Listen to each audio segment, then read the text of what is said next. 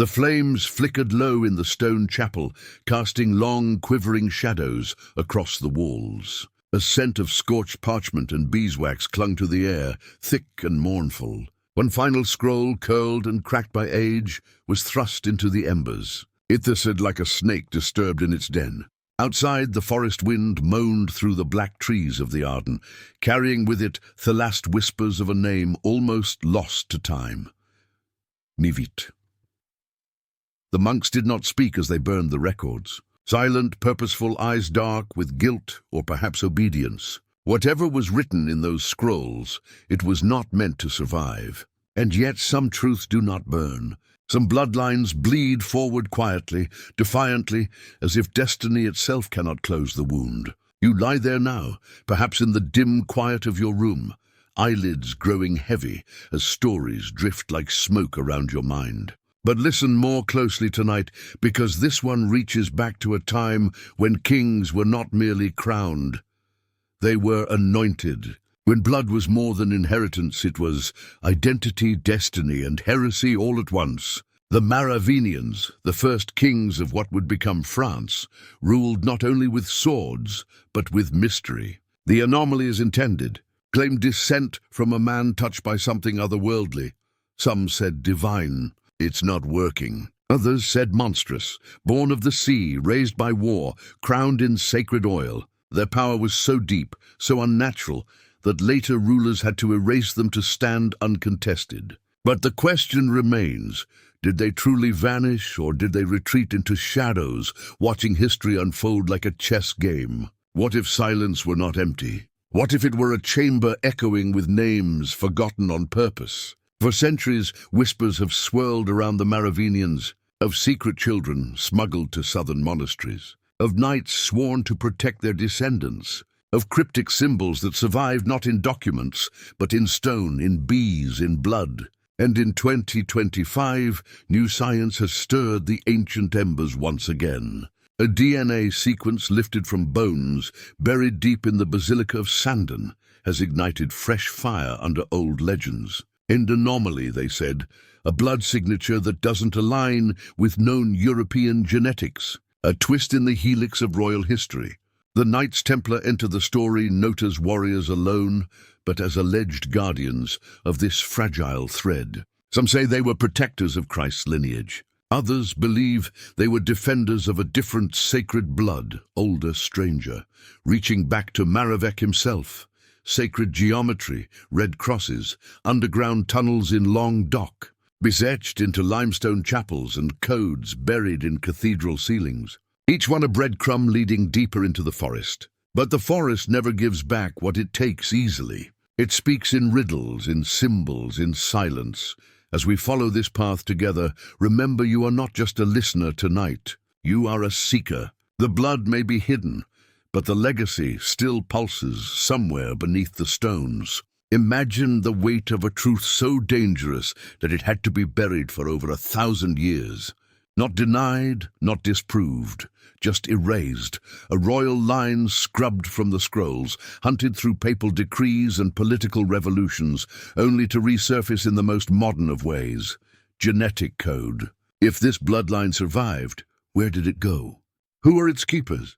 What secrets are still kept in the walls of old abbeys or under the floors of forgotten chapels? This is not a story of thrones and treaties. It is the story of silence, memory, fire, and the long shadows that stretch when power collides with myth.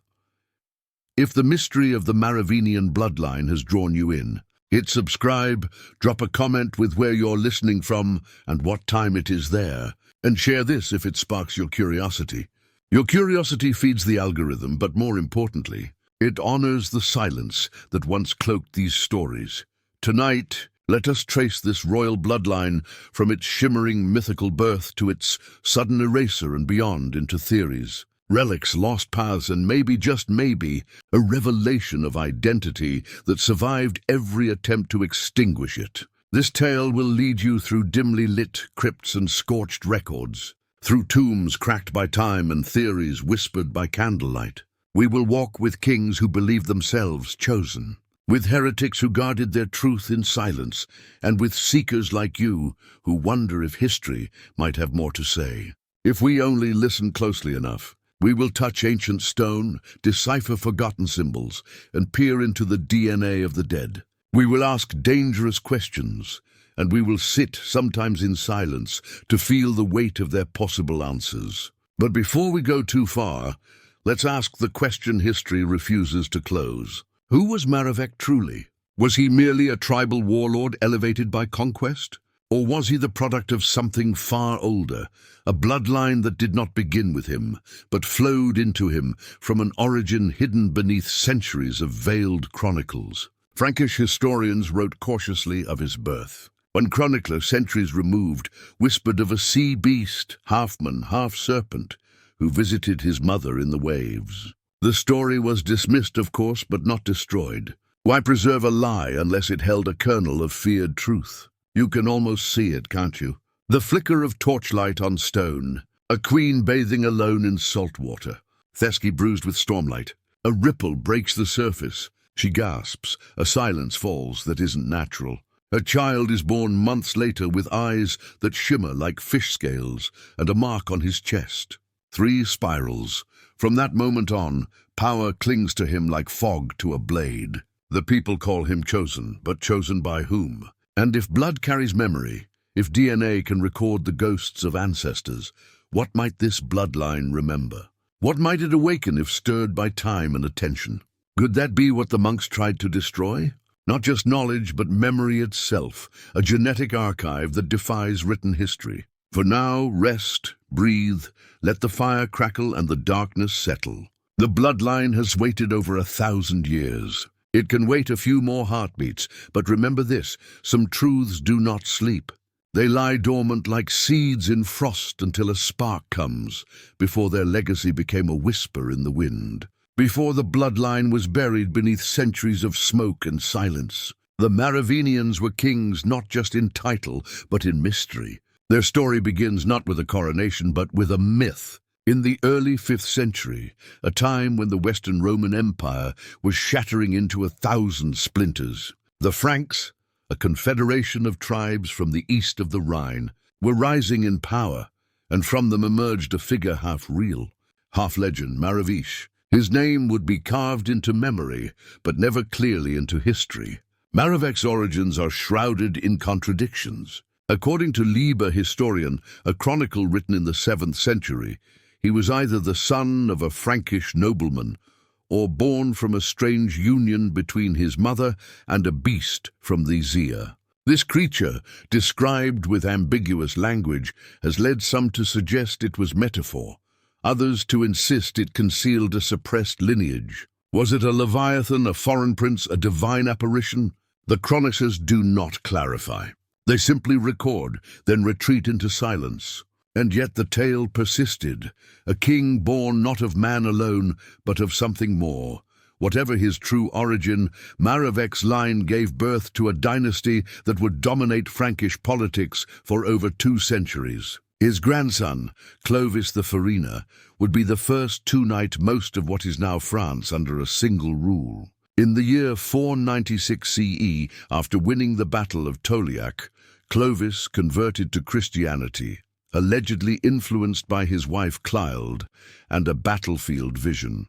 But this was no ordinary baptism. He was anointed with sacred oil said to have descended from heaven itself in a glass vial, guarded for centuries by the bishops of Rheims. This moment transformed the Merovingians from mere tribal chieftains into God's chosen rulers on earth. Kings by blood, kings by divine right, kings who bore the marks of myth. Clovis's reign was brutal and brilliant. He expanded the Frankish kingdom, eliminated rivals, often through deceit, and established the Salic law, a codified system that would echo for generations. But it was not his politics that set the Merovingians apart. It was their perception. They wore their hair long, so long in fact, that it was believed to contain their power. Unlike later monarchs who ruled by papal coronation, the Merovingians inherited their right directly through blood. To them, kingship was not granted. It was inborn. You could not make a Merovingian. You could only be one. Their court was a strange mixture of Roman custom, Germanic ritual, and esoteric tradition. They were said to engage in dream interpretation, astrology, and symbolic rites. They founded monasteries not just for piety but to guard knowledge, hidden knowledge. Monks under Mian patronage produced cryptic texts, often filled with animal metaphors, numerological patterns, and biblical parallels that did not align cleanly with Roman orthodoxy. This blend of power, mystery, and spiritual symbolism would later provoke both reverence and fear. By the 6th century, the Merovingians ruled over a vast and divided territory, Neustria, Australasia, Burgundy. Each kingdom governed by a branch of the royal family, often competing against one another. Internal strife became a recurring plague. Brothers fought brothers. Wives poisoned husbands. Alliances dissolved as quickly as they were made. But through it all, the bloodline remained intact, fractured but unbroken. The sense that they were not just rulers, but custodians of something older than empire, never left them. Their symbol. The bee appeared in tombs, seals, and royal regalia. Unlike lions or eagles, which signified domination, the bee was a strange choice. It spoke of order, harmony, resurrection. Some historians suggest it was a callback to Egyptian symbology. After all, bees were sacred in Egypt, linked to kingship and rebirth. Others believe it was tied to a pagan past. The Merovingians never fully abandoned. In any case, it was a quiet rebellion against Rome's lionized empire. A message, perhaps. We are not from you. We are older. In some accounts, particularly those told by later medieval sources, Merovingian kings were said to possess prophetic dreams and healing powers. Stories of Clovis touching the sick and curing them, or of birds falling silent at Dagobert's voice, were passed on in hushed reverence. Were these exaggerations or echoes of an older shamanic past? The blending of royal authority and spiritual mystique separated them from later rulers who sought legitimacy through war and church alliances. The Merovingians, in contrast, carried a kind of sacral aura that preceded any formal blessing. The bishops and clergy, initially thrilled by Clovis's baptism, soon grew wary of a dynasty that seemed to walk between worlds. The Merovingians' refusal to fully subordinate their kingship to ecclesiastical approval created an enduring tension. While later rulers would be crowned by the Pope, the Merovingians were content to be crowned by tradition and blood. Their legitimacy came from something deeper, something less controllable, and that perhaps is what made them dangerous.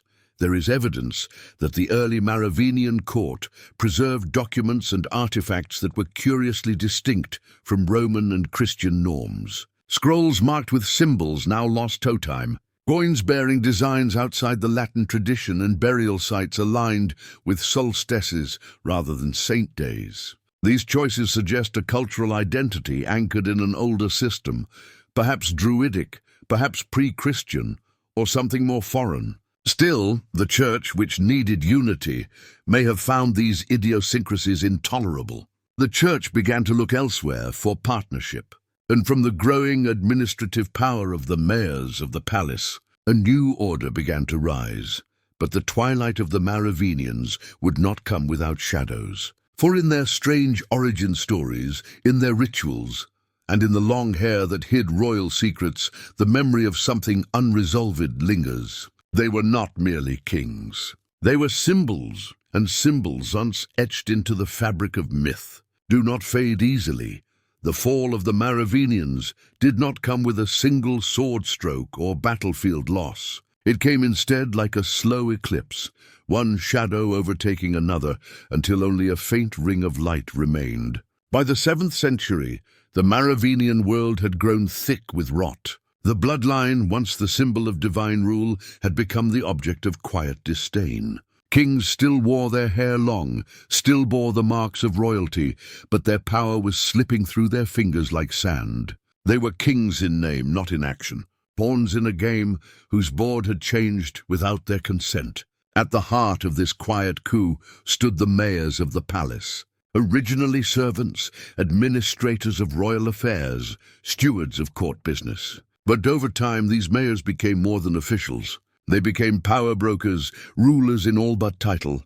By the mid-7th century, figures like Pepin of Herstal and Charles Martel were wielding the real authority. They commanded armies, negotiated with foreign rulers, and enforced law, all while the Merovingian kings sat in gilded silence. Barely more than decorative relics of an older time, this growing imbalance would culminate in a pivotal event. The deposition of Childrich III in 751 CE.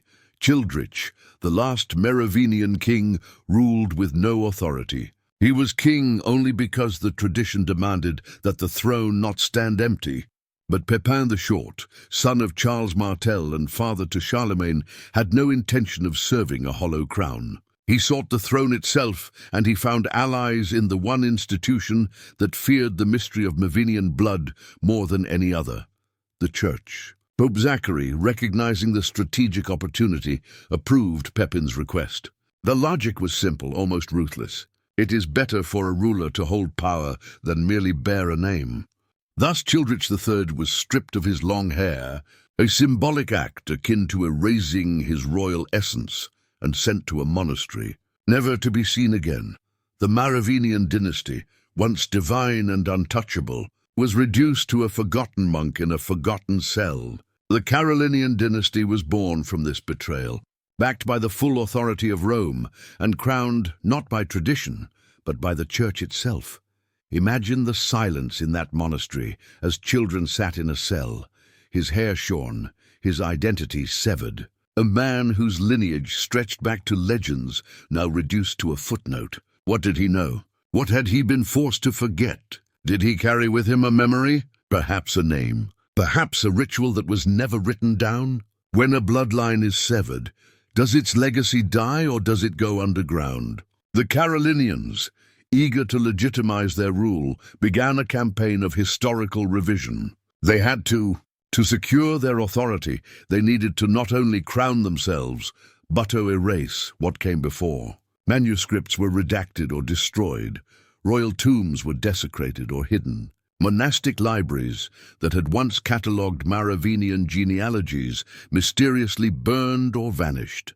Some scholars believe this was no accident. It was an organized attempt to rewrite the origin of kingship in Europe, from blood to blessing, from divine inheritance to papal authority. And yet, despite this campaign of erasure, fragments remained. Dagobah II, one of the last significant Merovingians murdered in 679 CE, became a focal point for later conspiracy theories. Unlike his relatives, Dagobah had connections to southern France, specifically the region of Rennes-Lateau. Some claimed he had married into Visigothic nobility and sired a secret heir. While no definitive proof survives, oral legends and curious property records from the Languedoc hint at a surviving line, hidden, protected, and quietly watched over by forces we can only guess at. Here the tone of history shifts from firm ground to mist. In the centuries that followed, stories emerged of a royal child spirited away by loyal knights, of secret monasteries where the bloodline was protected, of symbols left in stone to guide future seekers. Some modern researchers point to the strange geometry of early French cathedrals, the positioning of Templar commanderies, and the reappearance of Merovingian names in medieval noble families as evidence that the line may have survived. Not in public view, but in shadow. You might ask, why would the Church and the Carolingians fear a powerless royal line? Why not let the Merovingians fade naturally into history? The answer may lie in what they represented. If the Merovingians were truly believed to carry a divine or even semi-divine essence, whether literal or symbolic, then their existence posed a threat to centralized power, a rival narrative, a rival right. The Church needed Christ as the sole anointer of kings. A bloodline that claimed sacred inheritance independent of Rome was not just inconvenient, it was dangerous. This is the moment the story begins to shift. The fall of the Merovingians is not just a political transition, it is the deliberate burial of an idea. The idea that kingship could be ancient, mystical, and unbroken. The Carolinians were warriors and bureaucrats. The Merovingians were something else, something older, something the new order could not afford to leave alive. And so their end was carefully constructed. Their fall was staged not with executions, but with silence, not with flames, but with forgetfulness. They were given monastic exile, their symbols stripped, their relics scattered, their rituals overwritten by newer ceremonies. Yet even in their absence, echoes remained, symbols carved into altar stones, bees found in graves, spirals etched into lintels, names that surfaced centuries later in families far from power, but curiously well-coned. The key turning point was not just children's fall, but the church's claim to the authority of memory. By controlling the story, they controlled the legitimacy. And what is history if not remembered power? But stories like blood are difficult to contain. They seep, they echo, they survive in whispers and dreams. Even into modern times, researchers have stumbled across fragments, hidden correspondences in Latin, monastic inventories missing key volumes, burial crypts sealed with stones that bear markings predating the Carolinians. Some believe that certain Templar archives, confiscated in the 14th century, reference the crowned ghost, a veiled nod to a line the church had hoped to forget. Others speak of priests in the Pyrenees, who kept ancestral charts hidden behind altar walls, never to be spoken of, never to be written, only memorized and passed from one silent guardian to another. If any of this is true, then the fall of the Merovingians was never total. It was merely forced underground into shadow, where all enduring myths take root. History, like legend, is rarely driven by masses alone. It is shaped, carved, and sometimes twisted by individuals, those whose ambitions or fears ripple across generations. In the rise and fall of the Merovingians, certain names echo louder than others, not just because of the power they held, but because of what they symbolized. Some were kings, some were enemies, and some, perhaps most intriguingly, may have been the protectors of secrets too dangerous for their time. Foremost among them is Clovis the Thumpen, the grandson of Mevec, often celebrated as the founder of the Merovingian kingdom. When Clovis took the throne in 481 CE, he was barely more than a regional chieftain. But by the time of his death in 511, he had become the most powerful ruler in Western Europe. His decision to convert to Nicene Christianity rather than the Arian Christianity, favored by many other Germanic rulers, was strategic and transformative. It earned him the support of the powerful Roman Catholic Church, and it allowed the Franks to be seen not as invaders, but as the defenders of Christian Rome. Clovis's motivation may not have been faith alone. Some argue it was a masterstroke of political genius, a merger of sword and cross that gave the Merovingians both divine sanction and military supremacy. But Clovis's conversion also began a delicate dance between the Merovingian bloodline and the church. For while Clovis bowed to baptism, he never gave the papacy control over his kingship. His authority, he insisted, still came from blood. Sacred oil may have anointed him, but it did not create him. He was king because of what he was, not what he did. This tension would simmer for generations. Another crucial figure is Dagobert the Federan, who reigned from 629 to 639, though often overshadowed by Clovis. Dagobert was a fascinating blend of piety and power. He is credited with founding the Abbey of Saint-Denis, a burial site that would later become the resting place of French kings. He strengthened royal authority and curbed the growing power of the aristocracy. But whispers from later centuries suggest that Dagobert may have preserved or rediscovered older traditions, rites and knowledge not sanctioned by Rome. These stories are fragmentary, recorded in monkish scripts that border between history and dream. Some link him to sacred relics hidden beneath Saint-Denis, others to a mysterious journey to the Pyrenees, where he was said to have encountered a secretive brotherhood. Perhaps the most enigmatic figure is Dagobert II, a descendant of Clovis, whose rule ended not with succession, but with assassination. In 679 CE, Dagobah II was murdered while hunting in the Arden forest, a death too convenient, too well-timed. His reign was marked by tensions with the church, his refusal to submit to ecclesiastical authority, and his links to southern noble houses in the Languedoc region.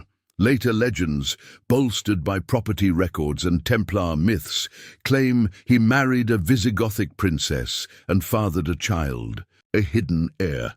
If this lineage did survive, it would explain the church's interest in erasing his memory. A bloodline touched by both Merovingian and Visigothic rule.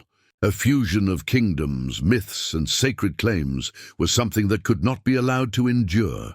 Then there are those who work not in public, but from behind veils, the guardians and destroyers. Chief among them was Pepin, the short father of Charlemagne, and the man who officially ended Merovingian rule. His motivations were clear: stability, legitimacy, and papal favor. By securing the blessing of Pope Zachary, Pepin not only gained a crown, he helped establish the precedent of papal endorsement, a tool that would legitimize future kings and emperors, but was his move simply political? Some argue that Penn, and especially his father Charles Martel, feared the myth of the Merovingians as much as their presence. Their silence, their mystery, their long hair and ancient symbols. These were not traits of rulers who could be reasoned with. They were relics of a different kind of kingship, and that made them dangerous.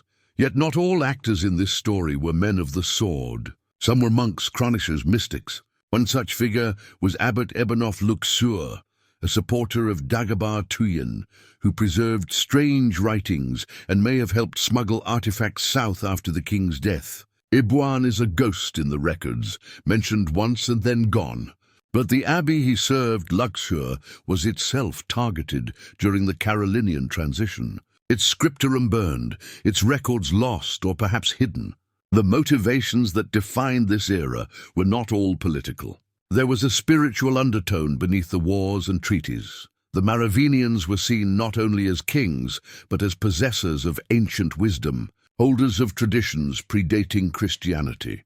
The idea that their blood carried something sacred, something pre-Roman, perhaps even pre-Christian, was not confined to myth. It was believed quietly by those who stood close enough to sense it. Whether it was real or not is irrelevant in history. What matters is belief, for belief shapes actions, and belief in the Merovingian bloodline.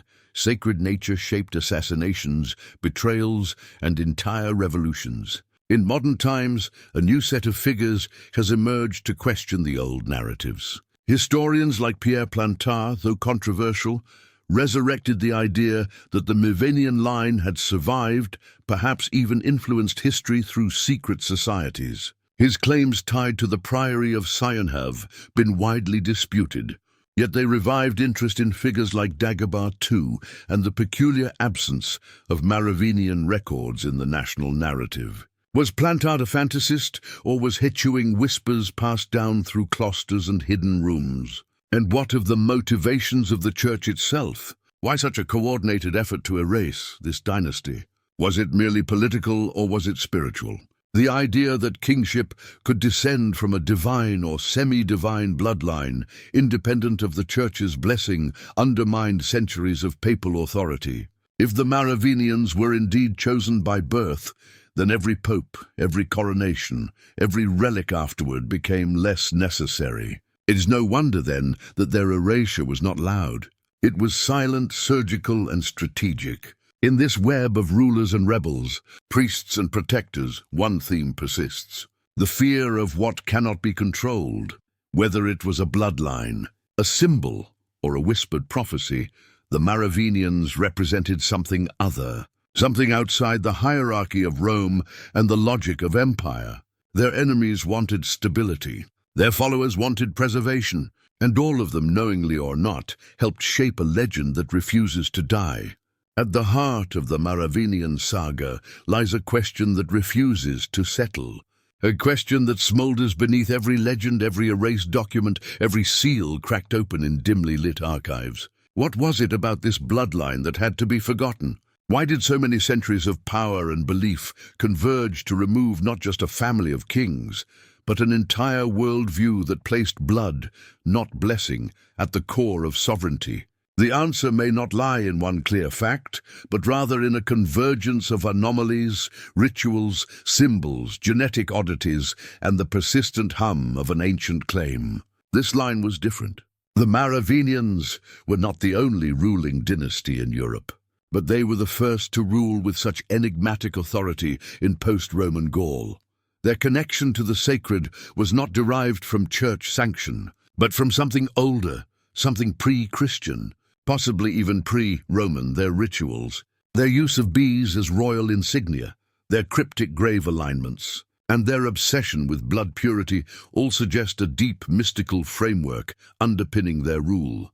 This mystery did not simply fade when the Carolingians rose to power. It was buried deliberately and carefully. For what if the Merovingians carried more than noble descent?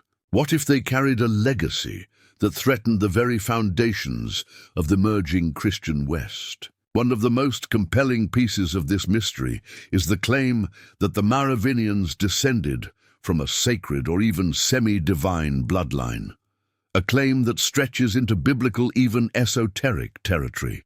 This theory, explored and sensationalized in works like Holy Blood, Holy Grail, and later fiction like the Da Vinci Code, posits that the Merovingians were descendants of Jesus Christ and Mary Magdalene, whose bloodline was preserved through secret intermarriage, protected by loyal followers and concealed beneath layers of myth and misdirection. While mainstream historians reject this theory as speculation, its endurance is significant. Myths don't last unless they serve a deeper psychological or cultural function. Consider this.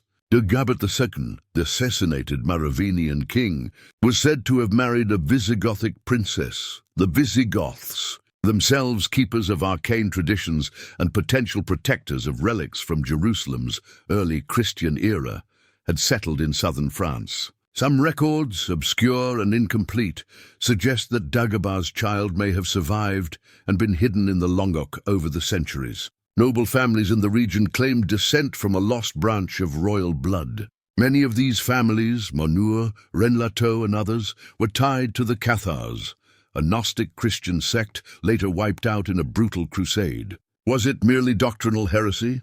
Or was something more tangible, a bloodline, a genealogy, a secret being eliminated? Adding weight to this mystery is the 20 to 25 discovery that rekindled debate among historians and geneticists alike. In the crypts of Saint Denis Basilica, where many French kings were buried, a set of skeletal remains was analyzed using next-generation DNA sequencing. One set long believed to belong to a lesser-known Merovingian noble revealed genetic markers inconsistent with known Frankish or Roman ancestry. The mitochondrial DNA appeared to have Near Eastern origins, suggesting a lineage that may have migrated from the Levant. Though far from conclusive, this anomaly raised urgent questions.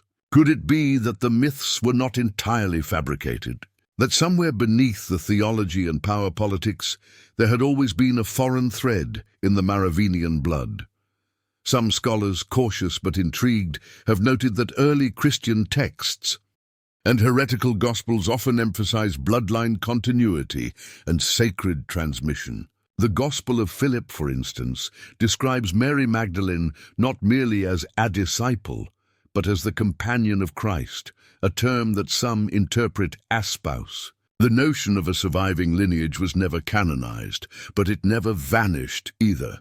Instead, it persisted in apocryphal writings. Medieval romances and whispers passed through families who, for reasons even they couldn't explain, guarded certain names, symbols, and rites across generations. The mystery deepens with the presence of bees in Merovingian tombs, particularly in the grave of Childrich Wurm, discovered in 1653 in Torah. Hundreds of golden bees were found alongside his remains, objects of such craftsmanship and symbolic intent that Napoleon himself would later adopt the bee as his imperial emblem, rejecting the fleur-de-lis of the later French monarchy in favor of the older, more primal Merovingian symbol. Why bees? They were sacred in ancient Egypt, linked to royalty and resurrection. In Christian allegory, they represent purity, order, and even the Eucharist. But in Merovingian context, they seem to symbolize immortality of the bloodline. The eternal hive, hidden from the world yet still buzzing in secrecy.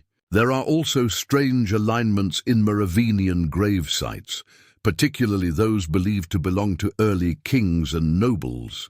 Many are oriented towards solar events, the solstices, equinoxes, or specific constellations tied to ancient traditions. This suggests a cosmological awareness, or at least a preservation, of pre-Christian astronomical knowledge, inconsistent with the practices of Roman Catholic burial at the time. Some graves appear to form geometrical networks detectable only with aerial surveys, forming patterns suggestive of sacred geometry, a concept later found encoded in Templar architecture and Gothic cathedrals.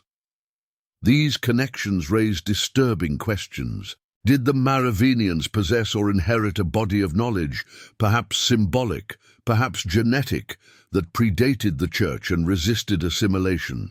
And if so, were their extermination and erasure not just political, but doctrinal warfare against a competing spiritual paradigm? The implications are vast. If kings could rule not through papal blessing, but through sacred inheritance, what need was there for institutional intermediaries? Such an idea was dangerous in an age when control over salvation, legitimacy, and law flowed through the Church. And so the central mystery remains.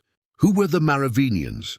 Truly a Germanic dynasty as textbooks suggest, or the last visible thread of a far older story reaching through time with symbols? Legends are now perhaps genetic fingerprints.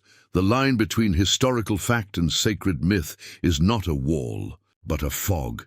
And somewhere in that fog walks Merovec, Clovis, Dagobert, and those who claimed their blood. Are they merely myths or echoes of something still breathing, buried not in crypts, but in us? Not all truths are kept in books. Some are buried with kings, others etched into stone, where moss eventually hides them. But a few fragments, accidental survivors of time, conflict, and erasure slip through the veil. These are not declarations. They are not maps. They are traces like fingerprints left in ash, too faint to confirm, but too precise to ignore. And when it comes to the Merovingians, it is in these faint echoes that their hidden story continues to breathe. In 653, a discovery shocked the antiquarian world. Labourers unearthed a grave in Tora, Belgium, believed to belong to Chilry I, father of Clovis. Inside the tomb were weapons, signet rings, gold medallions, and most curious of all, 300 golden bees. They were scattered across the body, crafted with exquisite detail. At first, assumed to be decorations, later scholars noted their uniqueness. Not one matched the other exactly, and each had been cast from a different mold. This was not mass production. It was symbolic craftsmanship. Perhaps each be signifying something personal, clan, code, or rite. These bees, to many, are among the clearest pieces of symbolic evidence tied to theme, Merovingian sacred identity. Napoleon, centuries later, would resurrect the bee motif. He removed the fleur d'ai from the French royal crest and replaced it with the Merovingian bee. He was not merely seeking a new emblem. He was invoking an older power of forgotten legitimacy. In his personal chambers, bees adorned tapestries, throne cushions, and ceremonial robes. Did Napoleon believe in the Merovingian connection? Or did he recognize, as many rulers do, that symbols hold power even when their meanings are obscured? But the traces go deeper. In the region of Santine, archaeological teams found burial sites with alignments matching ancient solar calendars. Merovingian graves faced not the expected Christian east, but the rising sun during solstices, echoing Druidic or even Egyptian traditions. These alignments were not accidental. They required calculation and intent. Alongside these graves were found rings bearing unfamiliar engravings, spirals, bees, and seven-pointed stars. Scholars remain divided. Were these ornamental or were they coded references to something concealed? Several Merovingian signet rings, held now in private, Collections or museums in France and Germany display a pattern scholars have struggled to classify. They are not purely Latin nor Gothic nor GI. One such ring attributed to a noble of Dagobert's court bears a threefold spiral, a symbol tied to ancient Celtic mystery traditions and later adopted by Gnostic sects. The spiral represents continuity, rebirth, and the unbroken flow of time. In some alchemical traditions, it is the sign of the hidden path, not straight, but recursive. If the Merovingians used this symbol intentionally, it may have indicated more than a personal emblem. It may have pointed to their belief in a perpetual sacred lineage. Fragments of manuscripts charred and barely legible recovered from monastic ruins at Luxeuil and Fontenelle contain strange language not found in contemporary religious texts. One speaks of the crowned sleeper beneath the southern hill, a phrase that appears again in 12th century Occitan poetry about a king who will rise when the red star burns over the mountain. Is this merely poetic allegory or encoded prophecy passed through generations of cloistered scribes?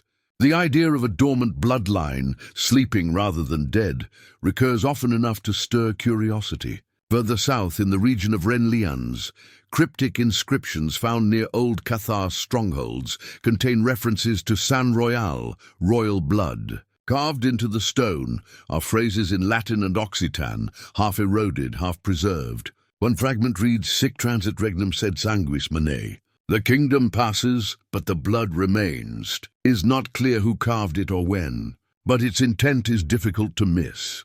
Another curious trace exists in the form of stone bees, carved into the pillars of small countryside chapels. One such chapel in Aude, near the village of Ards, features 4 bees placed in cardinal directions around a rose window. No records explain their inclusion. Local tradition speaks of guardians of the stone and a tale of a girl descended from a line of crowned fugitives. Oral traditions are often embellished, but they grow from roots. And here the roots tangle into Merovingian shadows. In 2025, a team of researchers granted rare access to restricted sections of the Santine Basilica discovered inconsistencies in burial records.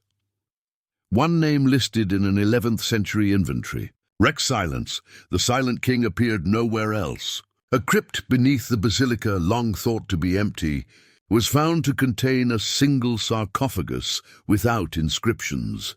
Within it were remains wrapped not in royal fabrics, but in plain linen embroidered with spiral and bee motifs.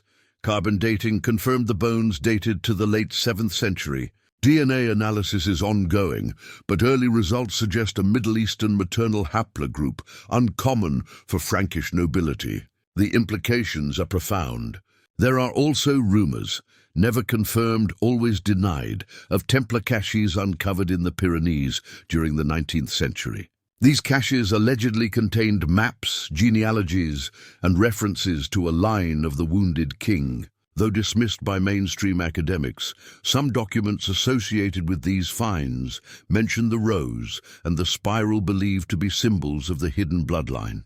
While none of these documents have surfaced in a verified archive, theories persist, fueling speculation that the Templars knew something they were never allowed to record publicly. Even today, families in certain parts of Occitania claim descent from Merovingian nobility. Their oral genealogies are extensive, often memorized and recited during local festivals. Skeptics call them romantic fantasy. Yet in several cases, these families also possess ancient artifacts, including signet rings and family crests bearing Mayan symbology.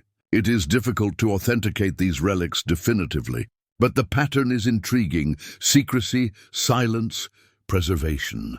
Each of these fragments, rings, bees, graves, symbols, may not prove anything on their own, but together they form a constellation of anomalies. A subtle architecture that suggests something deliberately buried, but not entirely lost. Perhaps what we have are not answers, but breadcrumbs.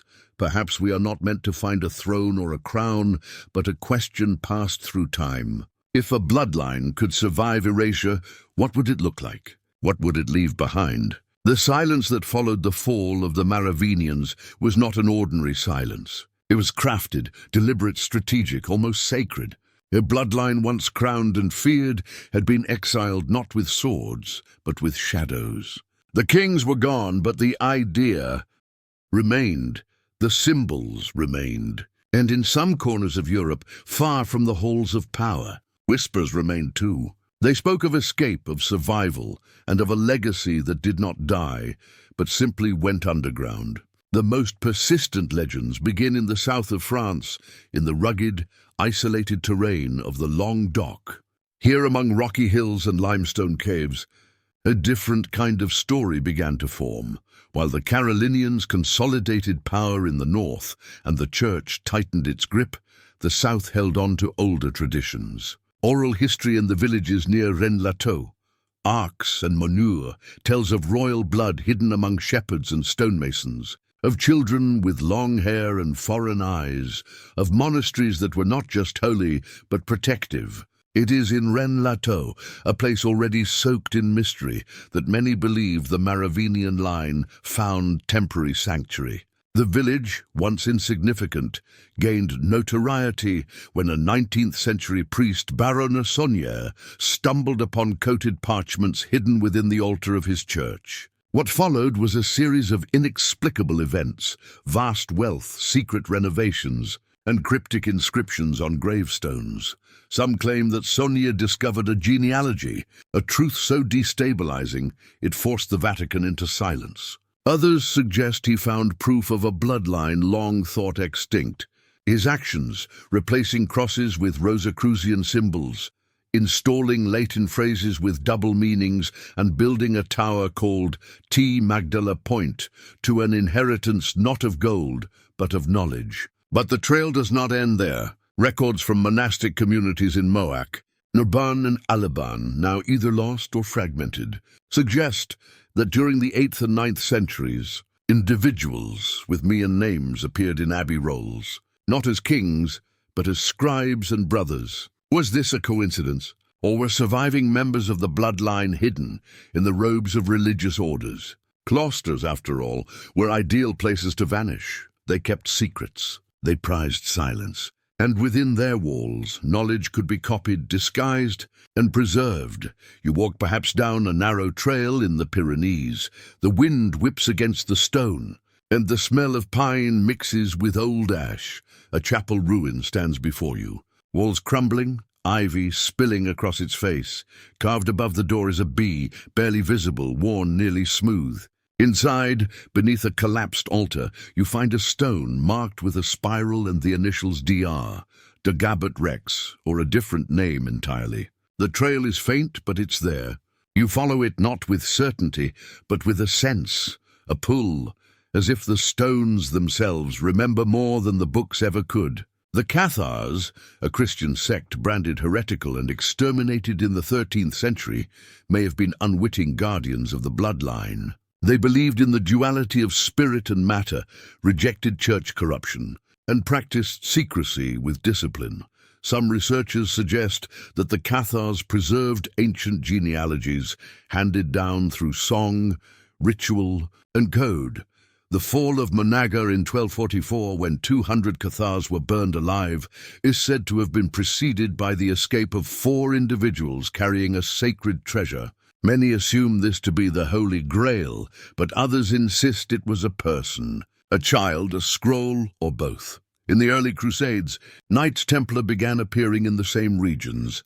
Founded in 1119 CE, the Templars were protectors of pilgrims to Jerusalem, but they quickly became something more. Bankers, builders, and collectors of arcane knowledge. Several early Templar leaders hailed from Occitania, and some had ties to families whose ancestry traced quietly back to the Merovingians. Among their many commanderies, those placed near Rennes-le-Château and Beau were unusual in that they recorded almost nothing. No inventories, no correspondence, just silence. Some believe the Templars were not merely protecting relics, but protecting a living legacy. In Portugal, centuries later, stories emerged of a line of knights who bore no crest, who arrived from France bearing bees carved into their armor. They integrated into local nobility and left behind curious chapels with architecture not seen elsewhere on the Iberian Peninsula. A few modern Portuguese families still carry Merovingian surnames that never appear in official French records. A ghost lineage hiding in plain sight. The Italian Alps do hide their share of rumors. Mountain towns like Valchiella and Fenestrelle record old traditions of the silent pilgrims. Visitors from the north who came with sealed letters and were accepted into monastic communities without question. One monastery in the region, long since abandoned, contains a chapel with bees carved into the floor tiles. Bees surrounded by hexagons and stars.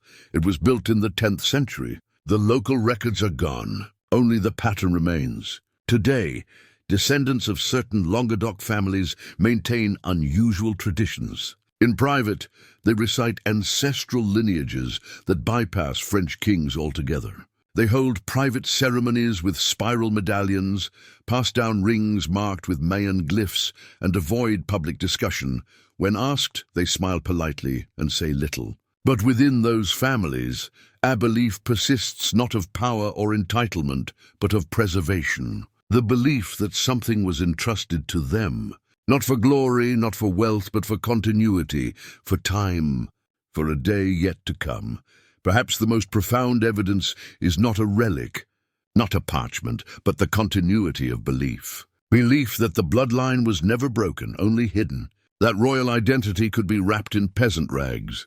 That divinity could walk unrecognized.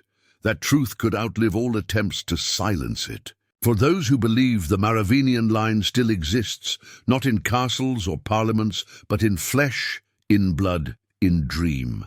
Beneath every visible kingdom lies another, quieter, older, shaped not by armies, but by alliances formed insolence. If the Merovingian bloodline truly survived the axe and fire of history, it did so through networks unseen, not merely hidden in monasteries or cloisters, but preserved through whispers, marriages, and loyalties that spanned centuries. These were not governments. These were gardens of secrecy, tended not by kings, but by stewards of legacy. To understand the survival of such a bloodline, one must examine the guardians, not just the heirs. The Knights Templar, founded in 1119 CE, were more than military monks. Their rapid rise to wealth and influence suggests not just clever strategy, but powerful backing. Their early patrons included families from the south of France, some of whom traced their heritage to Dagobah II's descendants, at least in private. The Templars' establishment of commanderies near sites associated with Merovingian law, Bézieux, Rennes-le-Taux, and Mont-Saint-Nicolas, not coincidental. These locations were layers of legend, places where sacred bloodlines, lost treasures, and spiritual secrets were rumored to sleep. Within certain Templar codes, preserved in fragmented scrolls and carvings, the bee appears again, sometimes alone, sometimes flanked by the rose and the cross, symbols later associated with the Rosicrucians. The bee, as we've seen, was Merovingian, the rose, a symbol of secrecy, rebirth, and feminine bloodlines, the cross, dual meaning, both suffering and ascension. When combined, these symbols hint not merely at a theological creed, but a doctrine of preservation. The Templars, it seems, may have seen themselves not only as warriors of the Church, but as protectors of a sacred family long thought erased, the Cistercians. Another monastic order formed in the 11th century, often worked in tandem with the Templars. Known for their austere rule and architectural genius, the Cistercians built abbeys in regions tied to old Merovingian strongholds. Some of these abbeys, such as Fonad and Sun, were constructed over sites that contained ancient wells, stones engraved with spirals, and sometimes forgotten tombs. Why build there? Perhaps the ground itself mattered. Perhaps the builders were following an older map, not found on parchment, but passed down in silence. Enter the Priory of Sion, the most debated and disputed of all alleged guardians. While many believe it to be a 20th century fabrication, some sources trace its ideological roots back to the Order of the Abbey of Our Lady of Mount Zion, founded in 1099 in Jerusalem. Its members were known to preserve esoteric knowledge from both Eastern and Western traditions. Later iterations of the priory, especially in lore surrounding Pierre Plantard, claimed direct lineage from the Merovingians and sought to restore the bloodline's visibility. Whether myth or reality, this group gave structure to the notion that a network of preservationists had existed for centuries, passing the truth and the air from one generation to the next. But protection did not always wear armor or robes. Sometimes it wore silk. Marriages were arranged across borders and centuries with more than property in mind. Noble houses in Brittany, Aquitaine, Aragon, and even Scotland are rumoured to have accepted Mayan brides or grooms whose names had been altered to mask their descent. Inheritance records, when studied closely, show sudden infusions of wealth or land. With little explanation, these quiet entries into nobility may have been strategic implants, preserving the Linenot as rulers, but as watchers. One family of interest is the Dagis, connected to the Templars and landowners near the sacred geometry sites of Chartres and Gisors Castle. Their coat of arms features both a bee and a crescent moon, the latter often linked to divine feminine symbolism. Letters uncovered in 18th century, archives between Gisors' descendants, and secret societies in Italy suggest involvement in rituals of remembrance where names were recited in darkness, vows taken, and symbols passed through hands like sacred relics. Nothing was ever written, only spoken and remembered.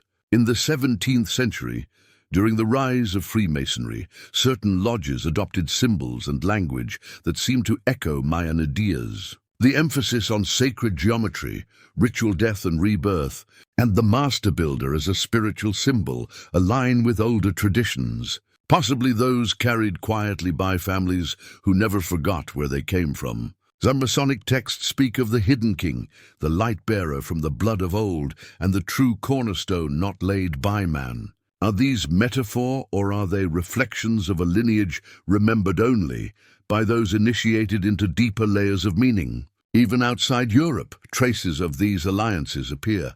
In Ethiopia, Armenia, and parts of the Middle East, there are traditions barely documented of strangers from the north, arriving with scrolls and coins bearing symbols unfamiliar to the local faiths, but treated with deference. Some suggest that following the Crusades, groups fled Europe, carrying with them knowledge forbidden in Rome, seeking places where memory could rest unchallenged. These alliances may not have been formal, but they were vital in exchange for sanctuary.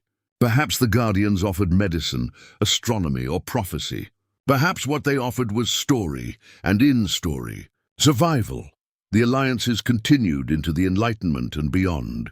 Though in veiled forms, certain members of scientific societies, particularly in France and Germany, preserved private archives encrypted with numeric systems drawn from Kabbalah, alchemy, and Christian mysticism. When decoded, some texts refer to the root and the seed of Meve.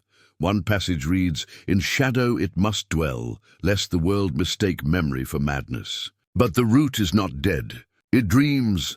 The Merovingian bloodline, if it truly survived, did so not by force, but by forming alliances of silence, networks that were together mystics, knights, scholars, and stonemasons. It passed through hands that never held crowns, but held the weight of memory. And like any living thing, it adapted, becoming myth when history failed it, becoming symbol when language could not protect it.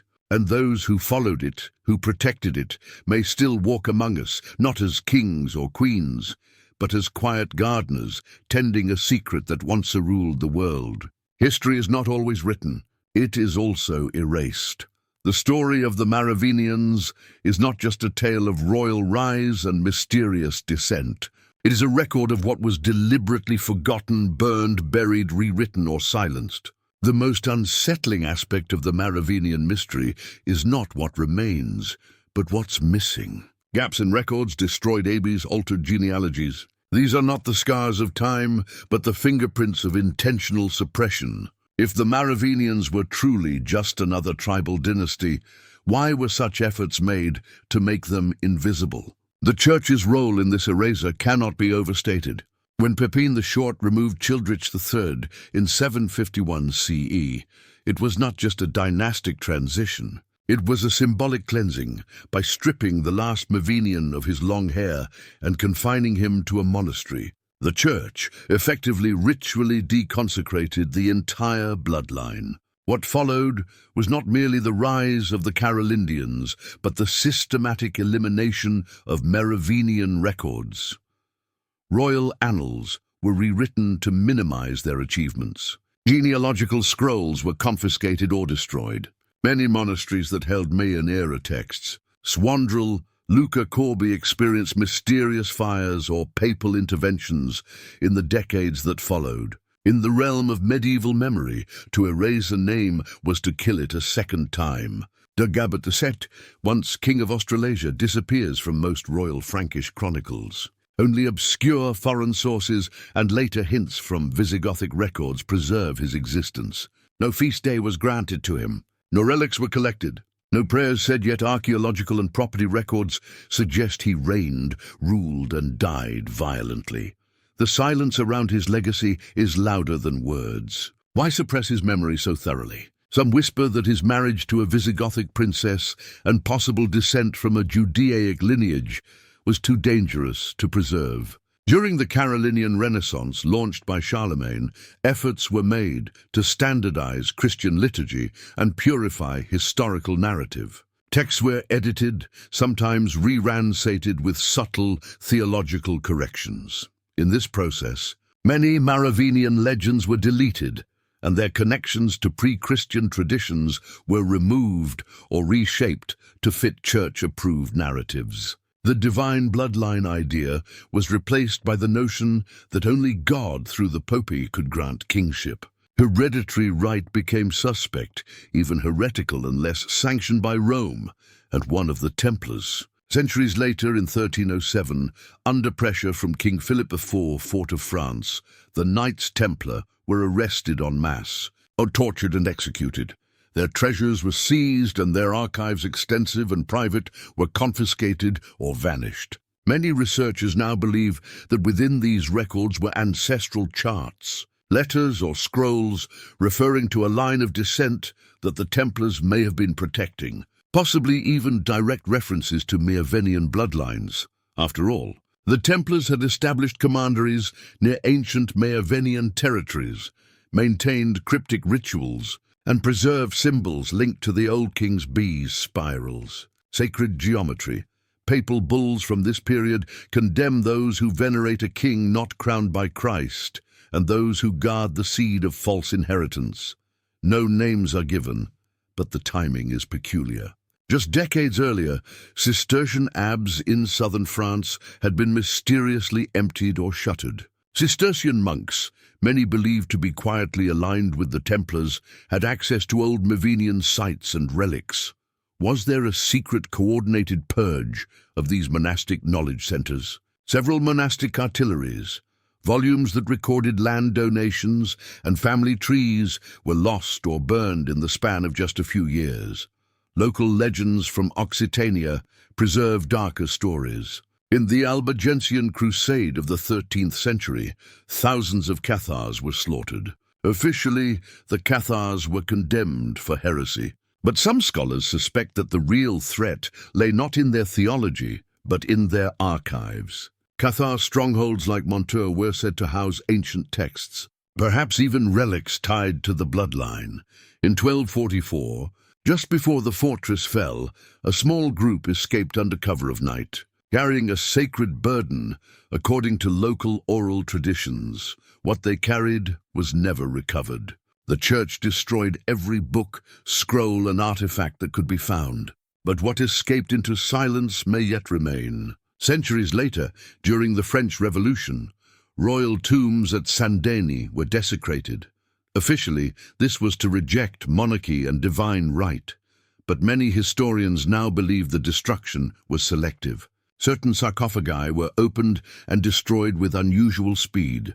Others, known to hold Carolian remains, were untouched. Some crypts were sealed permanently. One tomb, recorded in older blueprints, no longer exists, as if erased from both stone and record. Rumors persist that hidden documents stored beneath the basilica were removed by priests sympathetic to the old line. These documents have never resurfaced. In modern times, even the discovery of Merovingian DNA anomalies has faced resistance. Scientists in 2025 revealed that remains tested from the Sandin Basilica included haplogroups rare in Europe, more common in the Levant and northern Africa. The data was contested, funding withdrawn, and the research team disbanded. The bones were reinterred, and official commentary halted. Why suppress data that merely complicates ancestry? Unless, of course, that data threatens a larger narrative, one that frames royal blood as terrestrial, European, and Catholic in lineage. There are also the quieter erasures, changes in schoolbooks, removal of Merovingian references from museum exhibits, the shifting of artifacts into storage rather than display. In certain archives, documents pertaining to early Frankish kings are mislabeled, misfiled, or missing altogether. In the National Archives of France, a ledger labeled Marof 1 of 15 Awais, reportedly checked out in the 1970s by a private researcher. It has never been returned and its contents were never catalogued publicly. The only description is a single line, letters on dissent and exile. Suppression does not always come with fire and sword. Sometimes it comes in silence, in the closing of a door, their classification of a file, the smile of a guide who says that tomb has always been empty. The effort to erase the Merovingians was not just political. It was ritualistic, almost liturgical, a rewriting of memory itself. Because if the Merovingian line carried something sacred, something older than the church, something buried not in doctrine but in blood, then its survival threatens more than theology. It threatens control. And yet what is buried is not always gone. Like seeds beneath ash, some truths wait quietly, patiently, until someone dares to dig. In history, when something is erased, something else always rises to fill the void. When the Merovingian line was brought to its knees in 751 CE and its blood declared irrelevant by papal decree, the immediate consequences rippled across kingdoms, churches, and the very idea of divine authority. The severing of the sacred bloodline created not peace, but a vacuum, a silence that invited reinvention. What followed was not merely political restructuring. It was the crafting of a new world order, where power was no longer rooted in blood alone, but in the ability to control memory. The Carolian dynasty, propped up by the Roman Church, wasted no time in seizing both land and legacy. The ascension of Pepin the Short and later Charlemagne in 800 CE marked more than a dynastic change. It was the rebranding of kingship. Now rulers were anointed not by ancient bloodlines, but by papal blessing. This fusion of church and state created a template for medieval Europe that lasted for centuries. But beneath the grandeur of the new empire, something unsettling lingered. The quiet question of legitimacy. The Carolinians, for all their power, never fully escaped the shadow of the line they replaced. Among the Frankish nobility, uncertainty took root. Many lords in Australia and Neustria, especially those whose lands had once been loyal to the Merovingians, found themselves displaced or absorbed into the expanding Carolian network. Marriages were annulled, alliances dissolved, titles reassigned. Some families vanished entirely from the records, while others resurface generations later under altered names, holding fragments of lost heraldry, a bee in the corner of a shield, a spiral etched into a sword's hilt, a fleur decarved with 6 petals instead of 3. The church, too, moved swiftly. Monasteries, once funded by Merovingian gold, were required to rededicate their chapels. Saints associated with the old line were decanonized, or merged with Roman counterparts. In the Council of Frankfurt in 794 CE, certain theological traditions linked to Eastern Christian practices, possibly inherited through Merovingian Visigothic marriages, were declared heretical. behind the scenes. This was not only doctrinal, it was strategic. The church needed to eliminate all cultural memory that could offer the bloodline a path back to relevance. And yet, even in eraser, symbols endure. In regions like Aquitaine, Languedoc, and Burgundy, local peasants continued to refer to landmarks by names associated with Merovingian figures. Springs were still called the Queen's Mirror. Hills were known as Dagobart's Watch, and groves bore the name Meve's Prayer. In some cases, these were dismissed as folklore, but many of these sites align with astronomical precision. And in 19th century archaeological digs, inscriptions were found, worn, incomplete, but bearing glyphs consistent with pre-Carolian symbology. One of the strangest immediate consequences was the emergence of cryptic art and architecture. In churches built in the decades following the Merovingian fall, curious deviations from Romanesque norms appear, especially in carvings hidden beneath altar stones, in column capitals, and in the decorative margins of illuminated manuscripts. These include the recurring image of the bearded child, often surrounded by bezo, 7-petal roses. Historians have long debated the meaning, but some believe it to be a veiled homage to a lost heir smuggled into monasteries as a ward growing under protection in obscurity. Outside of France, the ripples were just as strange in Spain, where Visigothic influence lingered. There are scattered records from the 9th and 10th centuries of a northern prince fleeing from persecution, welcomed into local nobility, and eventually disappearing into the hills of Catalonia. His name varies, sometimes Thierry, sometimes Amalric, but in each case, he carries a seal marked with the cross and rose, and is said to speak an older form of Frankish, laced with Hebrew phrases. One monastery in the Montserrat region maintains a broken mural, with a boy king in red robes, flanked by 12 stars and Abe.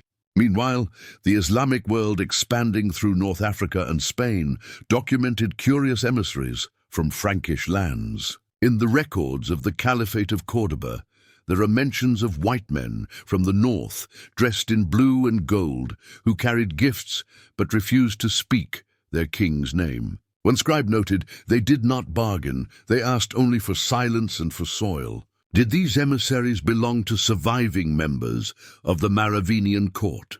Were they seeking refuge or planting something to be returned for later? What followed the Merovingian purge was not just political upheaval. It was spiritual recalibration.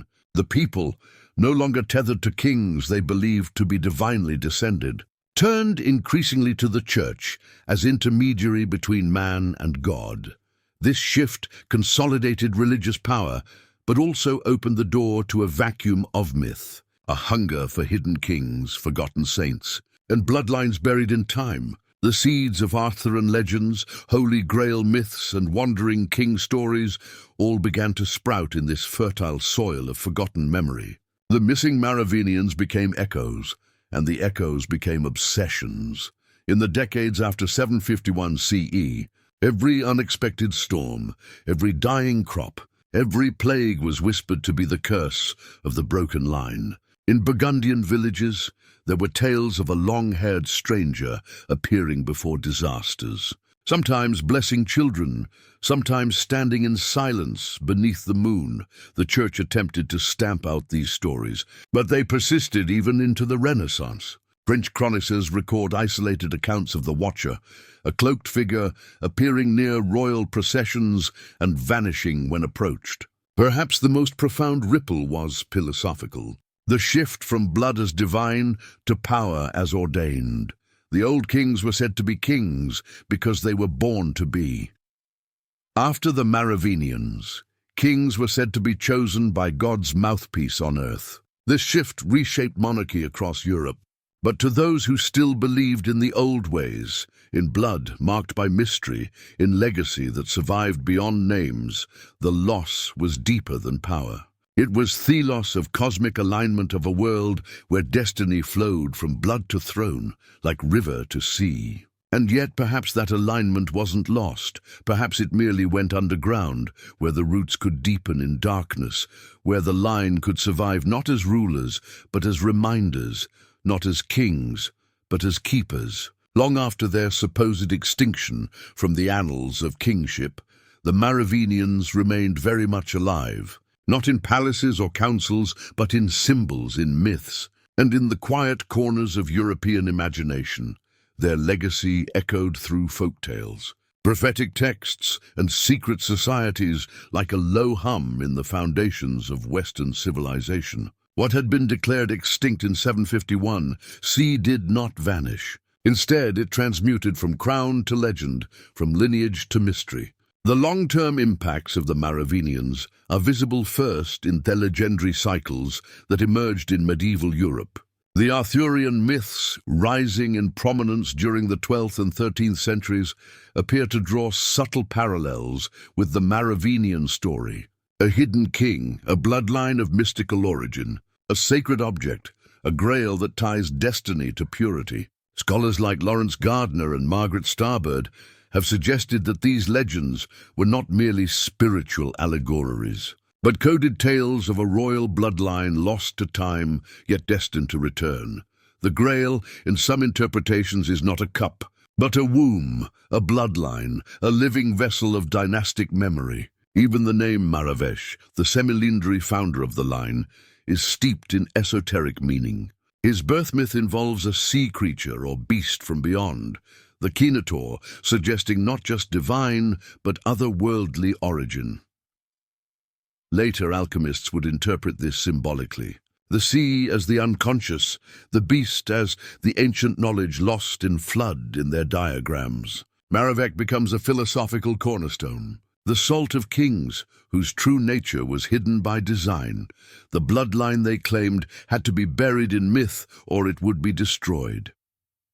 Throughout the Renaissance, references to Leocache, the hidden kings, began to appear in poetic works, particularly in France and Italy. Nostradamus, writing in the 16th century, cryptically refers to the blood of the old, Franks stirring in the stone. Some believe he was referencing Mayan descendants re-emerging under pseudonyms or noble titles. His quatrains, though ambiguous, return often to themes of legacy through exile, of kings without names, and of secrets hidden in the bones of mountains. The idea of a lost or protected bloodline continued into the Enlightenment, influencing both romantic literature and the structure of secret societies like the Rosicrucians, and later some factions of Freemasonry. The Rosicrucians often spoke of an invisible college, a lineage of adepts who preserved ancient wisdom across centuries. While not naming the Merovingians directly, their texts make frequent reference to a divine seed, marked in flesh, guarded in silence. Paintings associated with these groups contain veiled Merovingian references, bees in border patterns, bloodline trees winding like vines, red roses placed near forgotten thrones. One of the most enduring influences is found in the French national psyche. Even after the Revolution severed the monarchy, tales persisted of rightful heirs, not Bourbons, but older bloodlines, secret lines. Throughout the 19th century, authors like Victor Hugo toyed with the idea of hidden kings and divine justice, delayed but not denied. In Les Miserables, the name Pont Mercy is whispered to be derived from Meovi, a subtle linguistic nod lost on casual readers. Was Hugo planting a seed or merely continuing a literary tradition rooted in the shadows of forgotten dynasties? In the 20th century, with the rise of conspiracy theories and alternate histories, the Merovingians found new life. Books such as The Holy Blood and The Holy Grail, 1982, introduced the theory that Jesus and Mary Magdalene had a child whose descendants merged with the Merovingians. Though widely debated, this idea resonated with a public increasingly drawn to spiritual revisionism. The idea that truth might survive behind the curtain of history. This sacred bloodline theory fueled novels like The Da Vinci Code, which repackaged these whispers for a global audience. Despite the skepticism surrounding these works, they sparked a resurgence of academic interest. Historians returned to Mayan burial sites, re-evaluating tombs, relics, and grave goods. It was discovered that many of the royal graves once believed lost had been disturbed, resealed or moved. Genetic testing as recently as 2025 found rare DNA markers, haplogroups that hinted at Eastern Mediterranean ancestry. While not conclusive, the findings reopened debates around Mayan origins, including links to ancient Judean or Levantine peoples. The implications that the Merovingians may not have been merely barbarian kings, but the stewards of an ancient sacred bloodline. In modern symbolism, the Merovingians are everywhere, if one knows where to look. Luxury brands use bees in their logos. High-fashion houses release cryptic lines named Meve or Rex Mundi.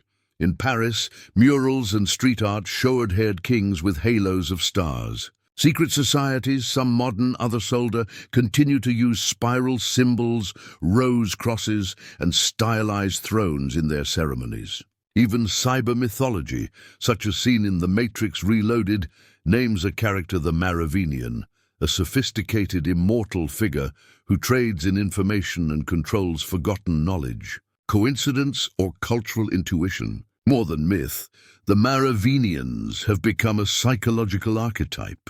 Symbols of the forgotten rightful heir, the wisdom cast out, the sacred memory buried beneath empire. In a world where legitimacy is questioned and systems are increasingly seen as corrupt, the story of a silenced lineage touches something deeper, the human craving for justice across generations, for hidden truth to be restored. The Merovingians are not just a footnote in Frankish history. They are the dream of restoration, the myth that refuses to die. Yet it is not merely myth or symbolism that has carried the Merovingian legacy into the modern age. It is the sense of disruption they left behind. Their sudden disappearance without clear condemnation or succession created a psychic scar in the collective narrative of Europe. This rupture invited not only speculation, but also yearning for truth, for continuity, for meaning in the shadows, in every era that has questioned institutional authority. From the French Revolution to the 1960s counterculture, the idea of a secret line, unbroken, waiting, watching, has returned like clockwork. In 2025, this cultural momentum collided with science. When geneticists revealed anomalies and skeletal remains dated to the 7th century, buried beneath layers of Merovingian regalia, new questions burst into public consciousness. Podcasts speculated, forums lit up. Was this DNA proof of an Eastern origin of sacred heritage? The data was incomplete, but it reignited the narrative flame. Whispers became headlines, and once more the question echoed.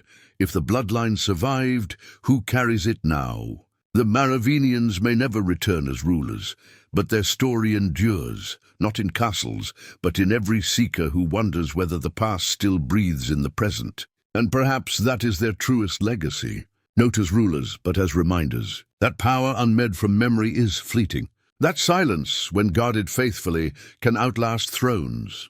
Beneath the surface of history lies a quiet language, a visual code stitched into cathedrals, scrolls, jewelry, and tombstones. For those who listen in stillness, the Merovingians speak not through proclamations, but through symbols, in the curves of a vine, the tilt of a star, the arrangement of bees. These hidden patterns, woven through centuries of architecture and manuscript, may offer the most compelling whispers of a bloodline that refused to vanish. Take the bee, for instance, an insect that appears in nearly every major Merovingian coronation item ever recovered. Not lions, not eagles, but bees embroidered into royal garments, stamped into scepters, etched into burial chambers. Napoleon Bonaparte, in his attempt to revive imperial majesty, deliberately adopted the Merovingian bayas, a symbol of continuity. He understood something about the ancient code, that the bee represented not power through violence, but power through legacy, through the sacred structured and seemingly immortal hive. And there is more. The Red Cross, often associated with Templars, predates their order and appears in Frankish seals. Some historians suggest this symbol originated within early Merovingian alliances, representing the intersection of divine will and royal blood. In certain manuscripts, the cross appears not upright but tilted, like a fallen constellation or a veiled pointer to something deeper. The tilt, say some esoteric scholars, represents the fall of the true line, a noble bloodline hidden beneath ecclesiastical control. Another recurring pattern is the spiral, which appears in the mosaics of Merovingian chapels in rings worn by noble women and in floor tiles of grips such as those in Saint-Denis. Spirals are ancient, symbols of course predating Christianity, but here they take on a subtler implication. Eternity, yes, but also recurrence, hidden loops of time, the return of something long forgotten. Could the spiral, quietly repeated in sacred architecture, be a coded message that the line never truly ended? In the royal tomb of Chilrich the Firm, discovered in 1653 in Torah, over 300 golden bees were found nestled in the grave. At first assumed decorative, their symbolic meaning was slowly pieced together. Their number was unusual. Their design, wings outstretched, forming a trinity of triangles, suggested not randomness, but ritual precision. The bees were not scattered, but arranged in deliberate patterns, echoing sacred geometry, found in early Christian mysticism. Each be a sigil of divine right, each wing a testament to a blood oath. Stones too speak in silence. The rose windows of certain Gothic cathedrals, Notre Dame de Paris among them, follow a geometrical symmetry whose proportions mirror those found in Merovingian burial mounds. Hidden within their pentagonal star forms, intersections of Fibonacci sequences and nodal points aligned with astronomical bodies. These are not accidents of medieval artistry. Many believe that stonemasons, especially those tied to secretive guilds, embedded ancestral codes into the architecture itself. Each arch, each shadowed recess, a whisper of blood once sacred. More controversial are the bloodline trees, which appear in fresco and illuminated manuscripts from the Carolingian and early Capetian periods. These trees, often stylized, their roots entangled with lions or red serpents, are sometimes interpreted as simple genealogical art. But a closer look reveals anomalies. Extra branches leading to unnamed children, symbols of roses, drops of red ink uncatalogued by scribes. Some believe these trees record offshoots of the Merovingian line, branches erased from official history, but preserved by loyal monks or mystics who foresaw the necessity of concealment. The labyrinth is another symbol that merits reflection. In Chartres Cathedral, a massive stone labyrinth lies inlaid in the nave, meant to be walked in silence by pilgrims. Though Christian in presentation, its form echoes ancient druidic paths. The theory, the Merovingians, descended from early priest-kings, preserved esoteric knowledge from a pre-Christian European spirituality. The labyrinth then becomes not just a path to God, but a ritual act, reenacting the buried journey of the bloodline through time, exile and return. Other patterns appear only in legend. The number 22, for example, recurs strangely often in Merovingian lore. There were said to be 22 known sons of Meroving's descendants across 3 centuries, and some orders claimed that only 22 living heirs were ever permitted at once, symbolizing balance between the earthly and divine. In numerology, 22 represents the master builder, a fitting number for a dynasty, both temporal and mystical. Coincidence or arithmetic theology? Sacred geometry appears again in sigils found on coins, especially those minted near Aquitaine and Septuagint, regions known for Templar and Visigoth activity. Hexagonals, crescent moons beneath stars. These were not standard Christian symbols. Some believe they point to hidden alliances with Jewish, Eastern Christian, or even pre-Abrahamic roots. Inscriptions in ancient Greek and Latin often accompany these symbols, phrases whose meaning remain ambiguous, but when translated, hint at resurrection, protection, and return. Then there's the rose, especially the red rose, often associated with Mary Magdalene. In some churches, the rose is carved next to depictions of baptismal fonts or behind altars, without explanation. In Merovingian tradition, the red rosé, sometimes referred to as the flame of the hidden womb. It is both a flower and a code of lineage of sacred union of the blood carried through the feminine line. Even in exile, the rose continues to bloom, where stone meets shadow, where memory lingers. These patterns, spirals, bees, roses, tilted crosses, may seem arbitrary to the skeptic. But when viewed together in repetition across time and place, they form a mosaic of intention. Not proof perhaps, but a whispering map, inviting the seeker to ask deeper questions. What if silence is not emptiness, but containment? What if these symbols are not embellishments, but instructions left behind by those who knew the bloodline must one day awaken? The story of the Merovingians, then, may not only be told in words or dates, but in these recurring signs, encoded in stone, stitched into robes, brushed into corner paintings, and etched into the architecture of power. To dismiss them is to ignore the possibility that history, too, has its encryption. And perhaps the ones who hid it believed that only the worthy would ever decrypt it. In the dim glow of midnight screens, the Merovingians are being rediscovered, not in the dusty halls of history, but in forums, documentaries, encrypted chat groups, and academic symposiums that blur the line between hard evidence and spiritual pursuit. In 2025, whispers that once echoed only in the clusters of mystery orders are now spreading through the electric veins of the internet.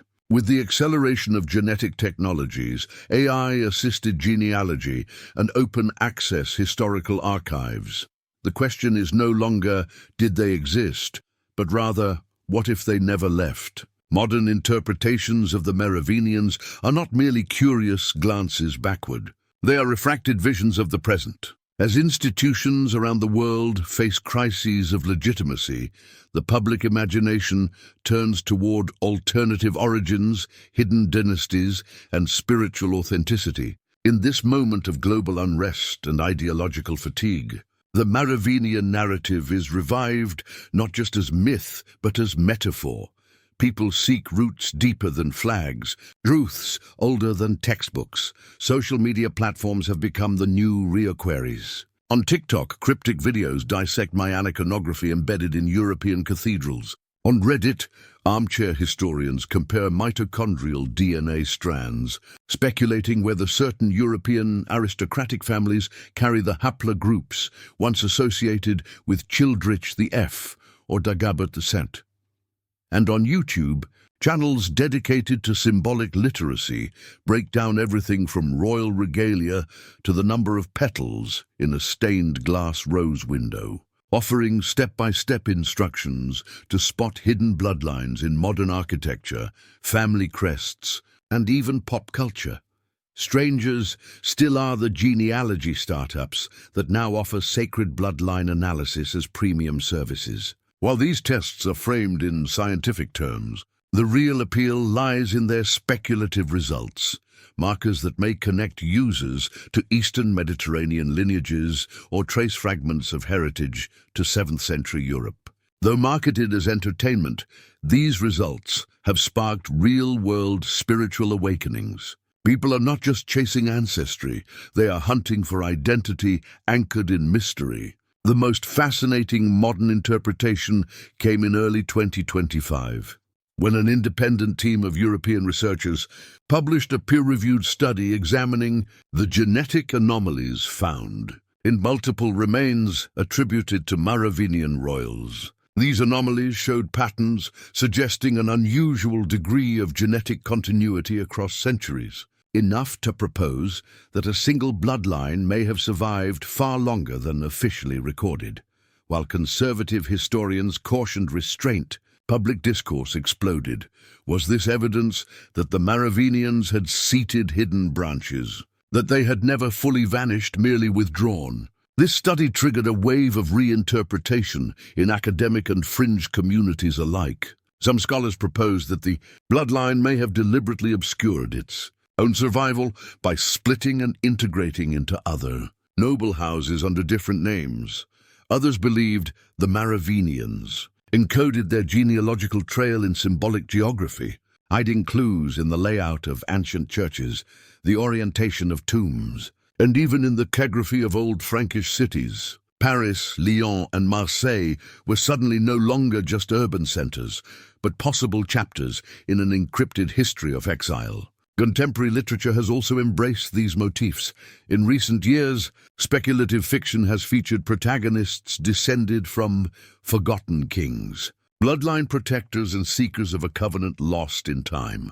These stories, once confined to fantasy, are now infused with real Merovingian lore. Characters bearing names like Sigebert or Fredegund, plots driven by stolen reliquaries and forbidden unions. Even major streaming platforms have green-lit historical dramas inspired by Merovingian resurgence, blending the mystical with the political to captivate a generation disillusioned by modern leadership. In the realm of fashion and visual culture, some Merovingian influence emerges subtly, almost subversively. Haute couture shows in Paris have featured runways adorned with spiral motifs, honeycomb patterns, and the omnipresent golden bee. Jewelry lines inspired by ancient bloodlines now sell rose-shaped pendants with embedded Latin inscriptions. Influencers post cryptic photos beside labyrinth carvings and ancient oaks captioned with Merovingian quotes or symbols. Even those unaware of the dynasty feel drawn to its aesthetic, a blend of regal minimalism and esoteric elegance. Religious and esoteric circles have not stayed silent. Neon-Gnostic communities have revived the Grailer's womb theory, emphasizing the sacred feminine and Merovingian alignment with Magdalene traditions. Some believe the line continues through matriarchal transmission, secretly guarded by spiritual orders across Europe. These communities often host silent retreats, meditative labyrinth walks, and ancestral rituals meant to awaken memory in the blood. Whether these rites are grounded in history or metaphor, they point to a deeper cultural hunger, the need to reconnect with a story older than time, one written not in ink but in bone. Interestingly, this resurgence has also provoked institutional reaction. Major religious authorities and historical societies have issued statements warning against misuse of genetic history for speculative claims. Yet these very denials have only fueled the fire. To the modern seeker, censorship implies truth, and where silence once marked the end of an era, today it invites interpretation. The question is no longer, why are they forgotten? But who wants them to remain forgotten and why? In artistic circles, installations and performance art now reference Merovingian themes. At a recent exhibition in Berlin titled Blood That Sleeps, one room featured an immersive chamber where red light pulsed in synchrony with a heartbeat soundtrack, while Latin prayers echoed from hidden speakers. The floor was carved in honeycomb hexagons, and bees sculpted from black wax melted under soft firelight. Visitors left stunned, moved not by facts, but by the sense of something ancient breathing beneath the surface. Today, in 2025, the Merovingians live on, not necessarily in royal courts, but in the quiet revolution of meaning unfolding across generations. From tattoos to tarot decks, podcasts to pilgrimage trails, their story has transformed. Once silenced, it now evolves, remixed by a digital world, starved for myth, for mystery, for memory.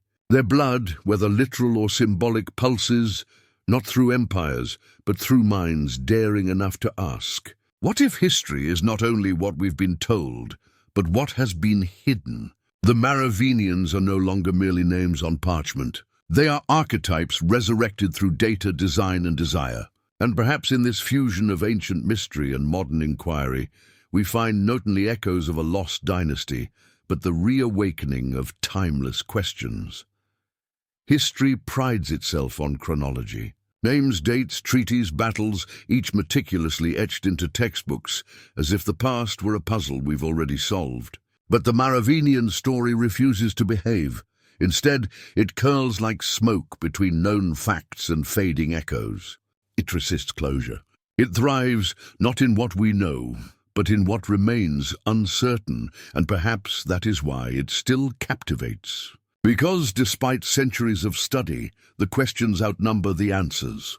Take, for instance, the mysterious death of Dagobah II, assassinated in 679. The official records are vague. He was ambushed during a hunting trip, but no clear motives or perpetrators were ever revealed. Why would the last legitimate descendant of Merovit, a king with strong ties to both church and territory, be so abruptly and silently removed?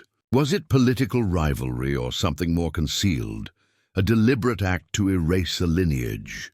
Then there is the problem of burial sites. While a handful of Merovingian graves have been discovered, such as that of Childrich the Ferns in Torah, many royal tombs are either lost, looted, or oddly nondescript. The Abbey of Santine, where numerous Merovingian monarchs were reportedly buried, has yielded surprisingly few remains directly attributed to them. Why such invisibility for a dynasty that once dominated Western Europe? Were they moved, hidden, or buried in places meant to obscure rather than celebrate? Historians have long struggled with the gaps in documentation between the 7th and 9th centuries, an era where Merovingian influence supposedly dwindled only for the Carolingians to rise seamlessly in their place. But this narrative is too clean. Manuscripts from this period are often missing pages, overwritten or transcribed with uncanny errors. Could it be, as some suggest, that scribes were instructed to rewrite history, that records of Merovingian survival were expugned not by time, but by design? One particularly perplexing mystery is the lineage of female descendants. While male kings dominated chronicles, many noble women connected to Mean bloodlines vanish from history after marriage. In some cases, even their names are lost, replaced by vague titles like the Frankish lady or wife of the count. Did these women carry the bloodline into other dynasties? And if so, was this an intentional act of concealment through matrimony? What secrets may have passed silently through maternal veins? The DNA studies of 2025 offer tantalizing new gaps. Several remains, assumed to be from the same royal line, show unexpected variation. Genetic markers suggest intercontinental ancestry, not just Frankish, but possibly Near Eastern or even North African. How did such diversity enter a supposedly closed lineage? Could this be proof of long-held theories about Merovingian contact with Eastern mystics, traders, or exiled Judean lines? Or are these anomalies simply the byproduct of centuries of genetic mixing? Even the Merovingian origins remain disputed. While tradition holds that Merovec was the son of a Frankish king, legends claim he was born of a sea creature or beast of Neptune. Obviously allegorical, yet the myth persists. Was it symbolic of divine right, or a coded memory of ancient migration from distant lands shrouded in metaphor? Some scholars argue that these stories hide real events, such as maritime arrivals or contact with non-European powers recorded not in plain terms, but in dreamlike language to avoid persecution. And what of the symbols that repeat with eerie consistency? The spiral, the red cross, the golden bee. Why do these appear across centuries in places far beyond Frankish territory? Are we to believe this is mere artistic coincidence? Or does it suggest a network of initiates preserving memory through metaphor? If so, where are they now? The role of the Catholic Church adds another layer of ambiguity. Early Merovingians were strong supporters of the Church, yet later popes and bishops turned against them in favor of the Carolingians. Why the shift? Was it strictly theological, or did the Merovingians claim spiritual authority that challenged the Church's monopoly? Some writings hint that they carried Gnostic tendencies. Hidden knowledge passed through elite circles. If true, could this be why they were erased? Not because they were weak, but because they knew too much. Several chronicles from the Islamic world mention Western monarchs with odd names and Eastern ties during the Merovingian period. Could these be references to members of the bloodline who fled east? Others note the presence of Frankish nobles in Jerusalem and Antioch long before the Crusades. Were they pilgrims or guardians of something left behind? Modern investigations continue to uncover architectural anomalies in southern France. Crypts that do not align with known Christian burial practices. ruins whose measurements reflect sacred geometry rather than practicality. Some of these sites remain unexcavated, protected by local law or political hesitation. Why? What lies beneath that might change our understanding of this dynasty. And finally, the greatest question. Why does the Merovingian legend Refuseto fade in an age where most medieval kings are forgotten footnotes? Why does this line persist, revived in fiction, DNA tests, occult theories, and spiritual movements? Is it nostalgia, a collective yearning for the mystical, or something more primal? An instinctive memory that something was lost, unjustly buried, and waits still to be found? Perhaps it is not just historians who seek the answers, but something older, woven into us. A legacy not of rulership but of mystery. One not carried in crowns, but in questions that won't go quiet. Yet for every document found, for every DNA anomaly revealed, the deeper truth seems to shift one step further away, as though the story itself is guarded, not just forgotten. Local legends across Occitania, Alsace, and Lorraine describe guardians of relics, watchers of ruins, and family names that have never abandoned the motif of the red rose or the bee. But when asked, they simply smile and say, some truths are only spoken insolence. What happened to the royal children who disappeared from records during the Merovingian decline? Why do select family archives in southern Italy and the Basque country reference kings, whose names do not appear in official chronicles, yet match Merovingian naming patterns? And what of the persistent rumors of sealed vaults beneath cathedrals, places supposedly untouched since the time of Dagobah? None of these questions are new. They are echoes recurring with each generation, brave or obsessed enough to seek.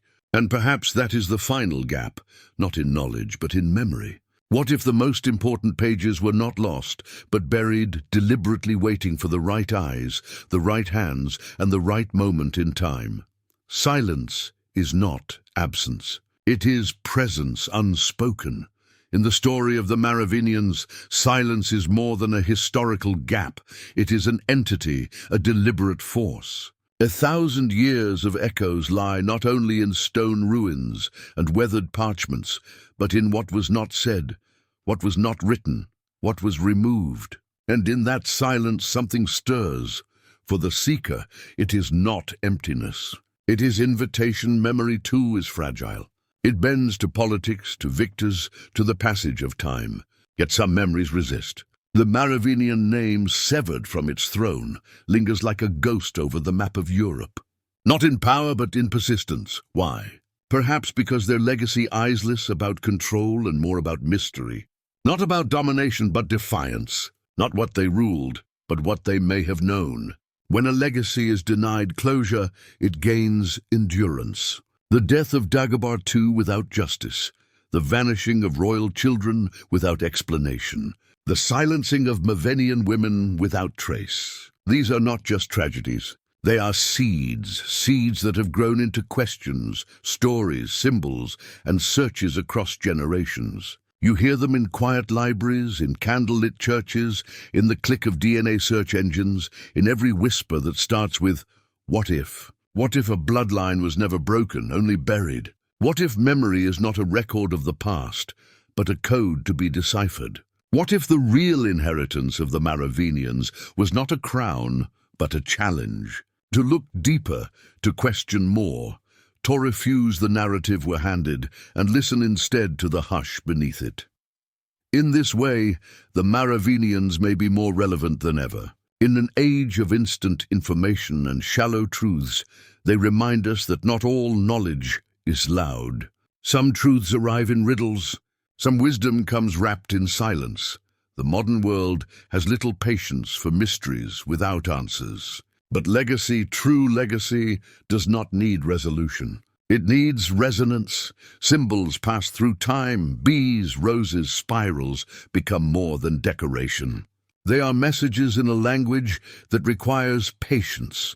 When you see them carved above a chapel door, etched into a forgotten tomb, woven into a tapestry, you are not simply seeing art. You are witnessing continuity, a quiet resistance, proof that even when words were forbidden, meaning endured.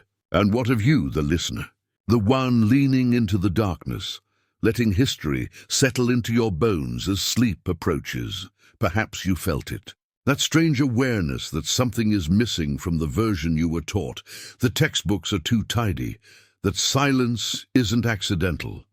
Perhaps you're not just listening to a story tonight. Perhaps you're remembering something that was always meant to find you. Legacies like these are not owned by monarchs or museums. They are inherited by those who seek them, those who dare to question, those who honor silence not as void, but as vessel. To reflect on the Merovingian to reflect on the ways power shapes memory and the ways silence resists that shaping. It is to walk the thin edge between history and myth, not to fall but to balance. To know that truth can be more than fact. It can be felt. When fire consumes the written word, stone remains. When stone is broken, symbols survive. When symbols are forgotten, whispers begin. And when the world grows loud with certainty, it is the whisper that restores the mystery. So let silence speak. Let memory breathe. Let legacy live. Not in the hands of those who rewrite history, but in the hearts of those who refuse to forget. Across the centuries, rulers have tried to erase bloodlines, and scribes have rewritten chronicles. But legacy, the true kind, has never needed permission to endure. It hides in lullabies sung in forgotten dialects, in symbols on threshold stones worn by generations of feet, and in dreams that come unbidden, whispering truths you were never taught. Some memories bypass the mind and settle into the soul. The Merovingians were not gods. They were flawed, political, human, but they also seemed to believe that there was something sacred in lineage, not just in blood, but in meaning. Their kings were said to heal by touch. Their queens were cloaked in prophetic dreams. Whether these tales were myth or metaphor, they pointed to a deeper idea that rulers were more than administrators. They were bridges between the temporal and the eternal. Silence in this sense is not ignorance. It is reverence, a way of protecting truths too potent to survive in daylight. The Merovingians may have disappeared from history's center stage, but the aura around them never faded. It deepened, darkened like wine in a sealed amphor, waiting for the right moment to be uncorked. Modern science seeks answers in chromosomes, in mitochondrial trails, in clusters of genetic markers. It maps what it can name. But there is a kind of memory that refuses to be sequenced, a spiritual DNA, something encoded not in molecules, but in meaning. And perhaps that is what has survived the centuries past, not through blood alone, but through symbols, through silence, through story. When you close your eyes tonight, you might find yourself not drifting into sleep, but stepping onto a stone path lit by a distant lantern. The air smells faintly of myrrh. Somewhere a bell rings, not to signal time, but to summon memory. And there, just ahead, a sigil carved in a rock. A bee, a rose aspiral. No explanation, only invitation. Will you step closer? Behind every forgotten name and burned manuscript, behind every silence imposed by force, there remains something that cannot be extinguished. The human need to remember, to find connection, to make sense of the unseen. The Merovingians, whether saints or sinners, tyrants or visionaries, have left us with more than a lineage. They've left us with a question that outlives all answers. So as you drift into sleep, know this: the story is not over. It waits quietly, patiently beneath the surface of things. In every archive, in every ruin, in every moment, you dare to ask not just what happened, but what was hidden. Memory lives there, and so does legacy. You are not merely a listener. You are a seeker. Perhaps you didn't expect it when you first clicked this video. Maybe you thought it was just another historical bedtime story. But somewhere between the red crosses and golden bees, between the murdered kings and missing graves, something shifted. You felt it, didn't you? That quiet call, that sensation that this story was never just about a dead dynasty. That maybe somehow it's about you. The Merovingian legacy has endured not because of conquest or colonization, but because of quiet resonance. Across centuries, their symbols have flickered like embers beneath ash. Roses carved into churches, bees in Napoleonic regalia, spirals etched in obscure manuscripts, each one a whisper across time, waiting not for a crowd, but for an individual with enough curiosity and silence to listen. This is your invitation, not to believe blindly, not to chase conspiracy, but to observe more carefully, to look again at the things that have always surrounded you. The architecture of your city, the coat of arms in your hometown, the odd story your grandmother once told about a blessed line or blood that heals. What if these weren't just artifacts or tales? What if they were keys? There is a reason the Merovingians have not vanished from our collective consciousness.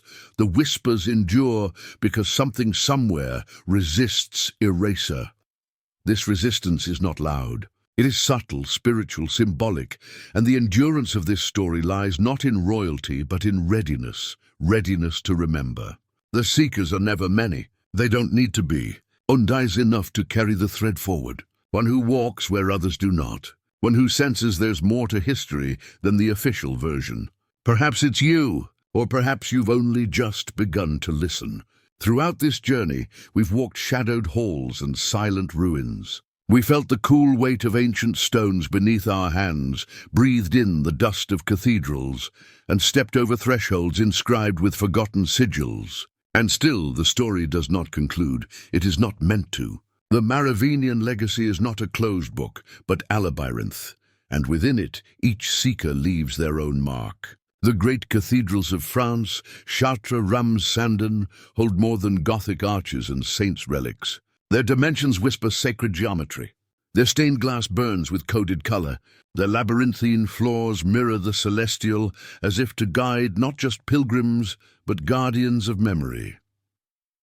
Were these structures merely spiritual monuments, or did they serve another purpose? Were they built as containers of memory or vaults of something older still? And what of the myths that refuse to fade? The tales of royal bloodlines surviving in obscurity, cloaked in anonymity, waiting for a time when the world is ready to remember, whether literal or allegorical. These whispers serve a purpose. They pull at the veil. They suggest that perhaps truth was never fully lost, only protected until now. Because now, in the age of digital noise and artificial truth, what endures is what resonates. Legacy does not need armies. It needs eyes that see, ears that hear, minds that do not shut down at the scent of mystery. In you, the seeker, the line continues, not biologically perhaps, but spiritually, through your curiosity, your vigilance, your willingness to ask, what if? Let the Red Cross remind you of sacrifice. Let the bee hum its promise of perseverance. Let the rose unfold its layers. Each petal a truth unspoken until its time. These were not simply symbols. They were signposts left not just by kings, but by those who saw history as something living, not entombed. And in choosing to listen tonight, you have joined their silent pilgrimage. You may wonder what to do with this story now. You could forget it, as so many have. You could dismiss it as beautiful fiction, clever speculation, myth draped in velvet. But something tells you not to. Something inside you holds on to the hum of it. The rhythm of symbols, the ache of silence, the pull of history unspoken. Perhaps you will light a candle and watch its flame flicker. Perhaps you will walk through a forest or into an old church and feel, without knowing why, that you are not alone. That someone long ago walked here too, leaving behind more than footprints. They left symbols, they left story, and now you carry it forward. This is how whispers become winds, how secrets outlast kings. Not in fanfare, but in stillness, in remembrance, in one soul. Turning toward the unknown and saying, I see you. So tonight, as the world grows quiet and the stars burn overhead like ancient eyes, let yourself drift, not into sleep, but into knowing, not a fact, but a feeling, that something is still here, that something ancient endures, that the royal bloodline, whether of kings or of keepers, is not a past, but a path. And it begins with you, across generations. The truth may change its shape, but it never dies. It becomes legend, then dream, then breath. And tonight, as your eyes close and your thoughts slow, It may find you not as a voice, but as a presence, a memory without name, a knowing without proof, somewhere perhaps. Someone else is listening to this very story in another room, in another country, perhaps at the same hour. They too feel the weight of something ancient pressing close. A shared pull, a shared blood, not of genetics but of vision. A shared desire to bring to light what has long lived in shadow. So sleep now, seeker, not to forget, but to remember more clearly. Let the veil thin. Let the echoes guide you. Let the symbols speak. You are not alone. And when the morning comes, carry the silence with you, not as emptiness, but as map. Let it guide your eyes to the overlooked, your heart to the unspoken, your steps to the symbols hidden in plain sight. For this story is no tending. It is beginning again through you. The screen fades to black. Music softens, but before you drift too far, a whisper lingers. A question still unopened like a sealed reliquary. What happened to the bees? Not the insects buzzing through fields, but the golden ones, the symbols. The emblems Napoleon Bonaparte chose to resurrect. From the tomb of the Merovingians, when he crowned himself Emperor of the French in 1804, he did more than break. From the church, he severed France from the fleur-de-lis, the symbol of the Bourbon kings, and stitched over it the golden bee. Why, officially Napoleon claimed that the bee was a symbol of industriousness, unity, and strength. But why reach so far, back into history, past Carolians and Capetians, to the Merovingians, the shadowed mystical dynasty whose fall was steeped in betrayal and sacred silence? The bee was no random symbol. It was a direct reference to the Merovingian kings. In 1653, archaeologists uncovered the tomb of Childeric, father of Clovis, in Torre, Belgium. Among his grave goods were hundreds of golden bees, meticulously crafted and laid beside the warrior king's remains. Not crosses, not lies, bees, as if they were the soul's guardians in death. The golden bee in Mayan lore is not just a mark of royalty. It is a cipher, a sign of resurrection, immortality, connection to a sacred order of nature.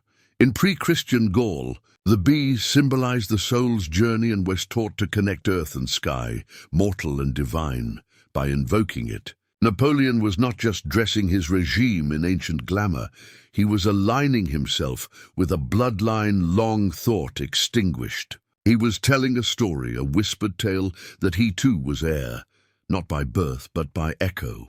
Napoleon's coronation robes glittered with hundreds of embroidered golden bees. His emblems, his banners, even the throne bore their shape. Historians have debated for centuries whether this was clever political theatre or something more, something symbolic of a deeper, more secret aspiration. If the fleur-de represented divine right passed through church and tradition, then the bee represented something older, something primal, a bloodline that predates papal blessing. Could it be that Napoleon, a man obsessed with destiny, saw himself not only as a successor to Caesar, but as a spiritual heir to the Merovingians? Theories whisper that Napoleon was drawn to occult texts, ancient lineages, and mystical geometry. If so, the bee may have been his quiet claim, not to Bourbon legitimacy, but to Mayan resurrection. But then the bees disappeared. After the fall of Napoleon, many of the golden bee artifacts were destroyed, lost, or hidden.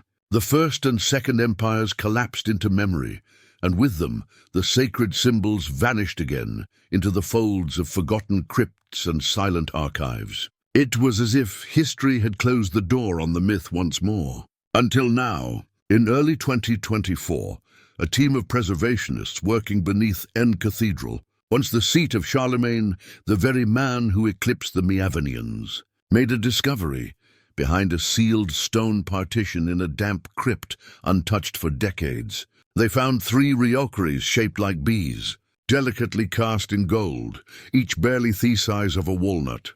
Their wings etched with spiral patterns. Inside, tiny scraps of cloth and a fragment of parchment sealed with crimson wax. One word was visible: Rex. Who placed them there?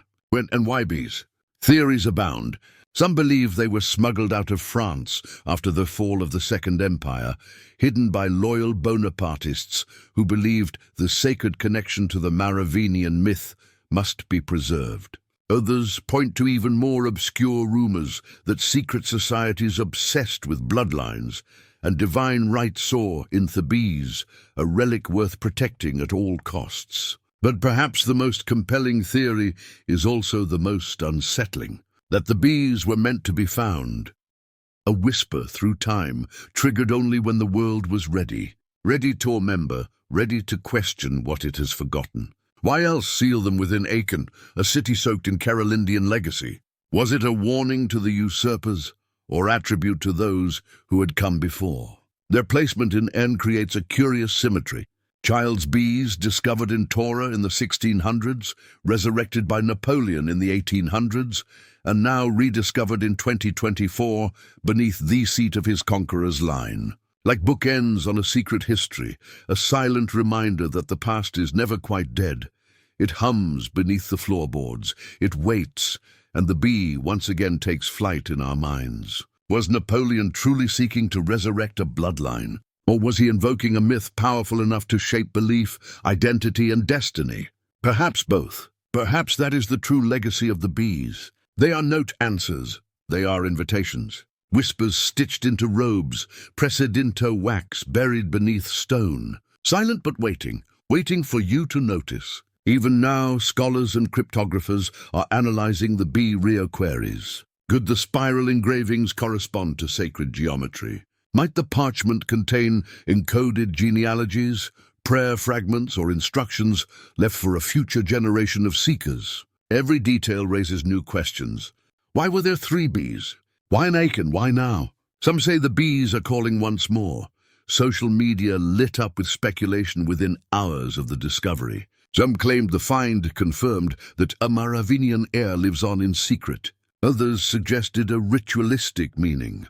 Perhaps the bees were placed to mark the survival of a sacred bloodline that fled underground in the face of political annihilation. A few fringe theorists even connected it to the solar cycles, suggesting 2025 marks a hidden date of return or revelation. But perhaps it is simpler than all that. Perhaps the bees, just like the Red Cross, the rose, and the sacred spiral, exist not to answer buto echo. So when you next see a bee, not in nature but carved in stone or sewn into an old tapestry, pause, look closer. You may be standing where kings once walked, where whispers were sealed beneath wax and gold. And the silence, it might not be empty, it might be humming. The journey draws to its close, yet endings are illusions. What we call an end is often an opening, another door, another shadowed passage in the labyrinth of history. You have walked with the Merovingians through triumph and betrayal, through silence and whispers, through ruins, blood, symbols, and secrets that outlived empires. But the story has not been resolved. It cannot be. Some mysteries are not puzzles to be solved, but companions to be carried. Think of silence again, the motif that has guided us like a low hum beneath the narrative. Silence is not a void. It is a vessel. It holds what is too fragile for words, too dangerous for parchment, too sacred for power. The Merovingian bloodline, whether broken or buried, persists in that silence. And now you, the listener, have become part of its endurance. The echo has reached you. You may wonder why here, why now, listening in the quiet of the night. Because history does not always seek kings or scholars. Sometimes it seeks seekers. It taps at the edges of consciousness, calls to those who lean closer to the forgotten margins of chronicles, who feel the tug of questions that cannot be answered with certainty. Perhaps that is why you found this story tonight. Perhaps it is not chance, but design. Symbols persist because they outlast suppression. Fire consumes scrolls, but cannot consume the geometry of a spiral. Thrones topple, but bees still hum. Roses still bloom, crosses still bleed red against the stone. Every symbol you have encountered in this tale has not just been ornament. It has been a map, not a literal one, but a seagraphy of resonance guiding seekers across generations toward memory. The endurance of these whispers speaks to something deeper than politics. It is about legacy, not in crowns or swords, but in memory itself. Legacies that are written in silence, encrypted in symbols, passed not by decree, but by devotion. The Merovingians may have fallen in the 700s, yet they remain spoken of in 2025, not because of certainty, but because of wonder. And wonder perhaps is the truest immortality.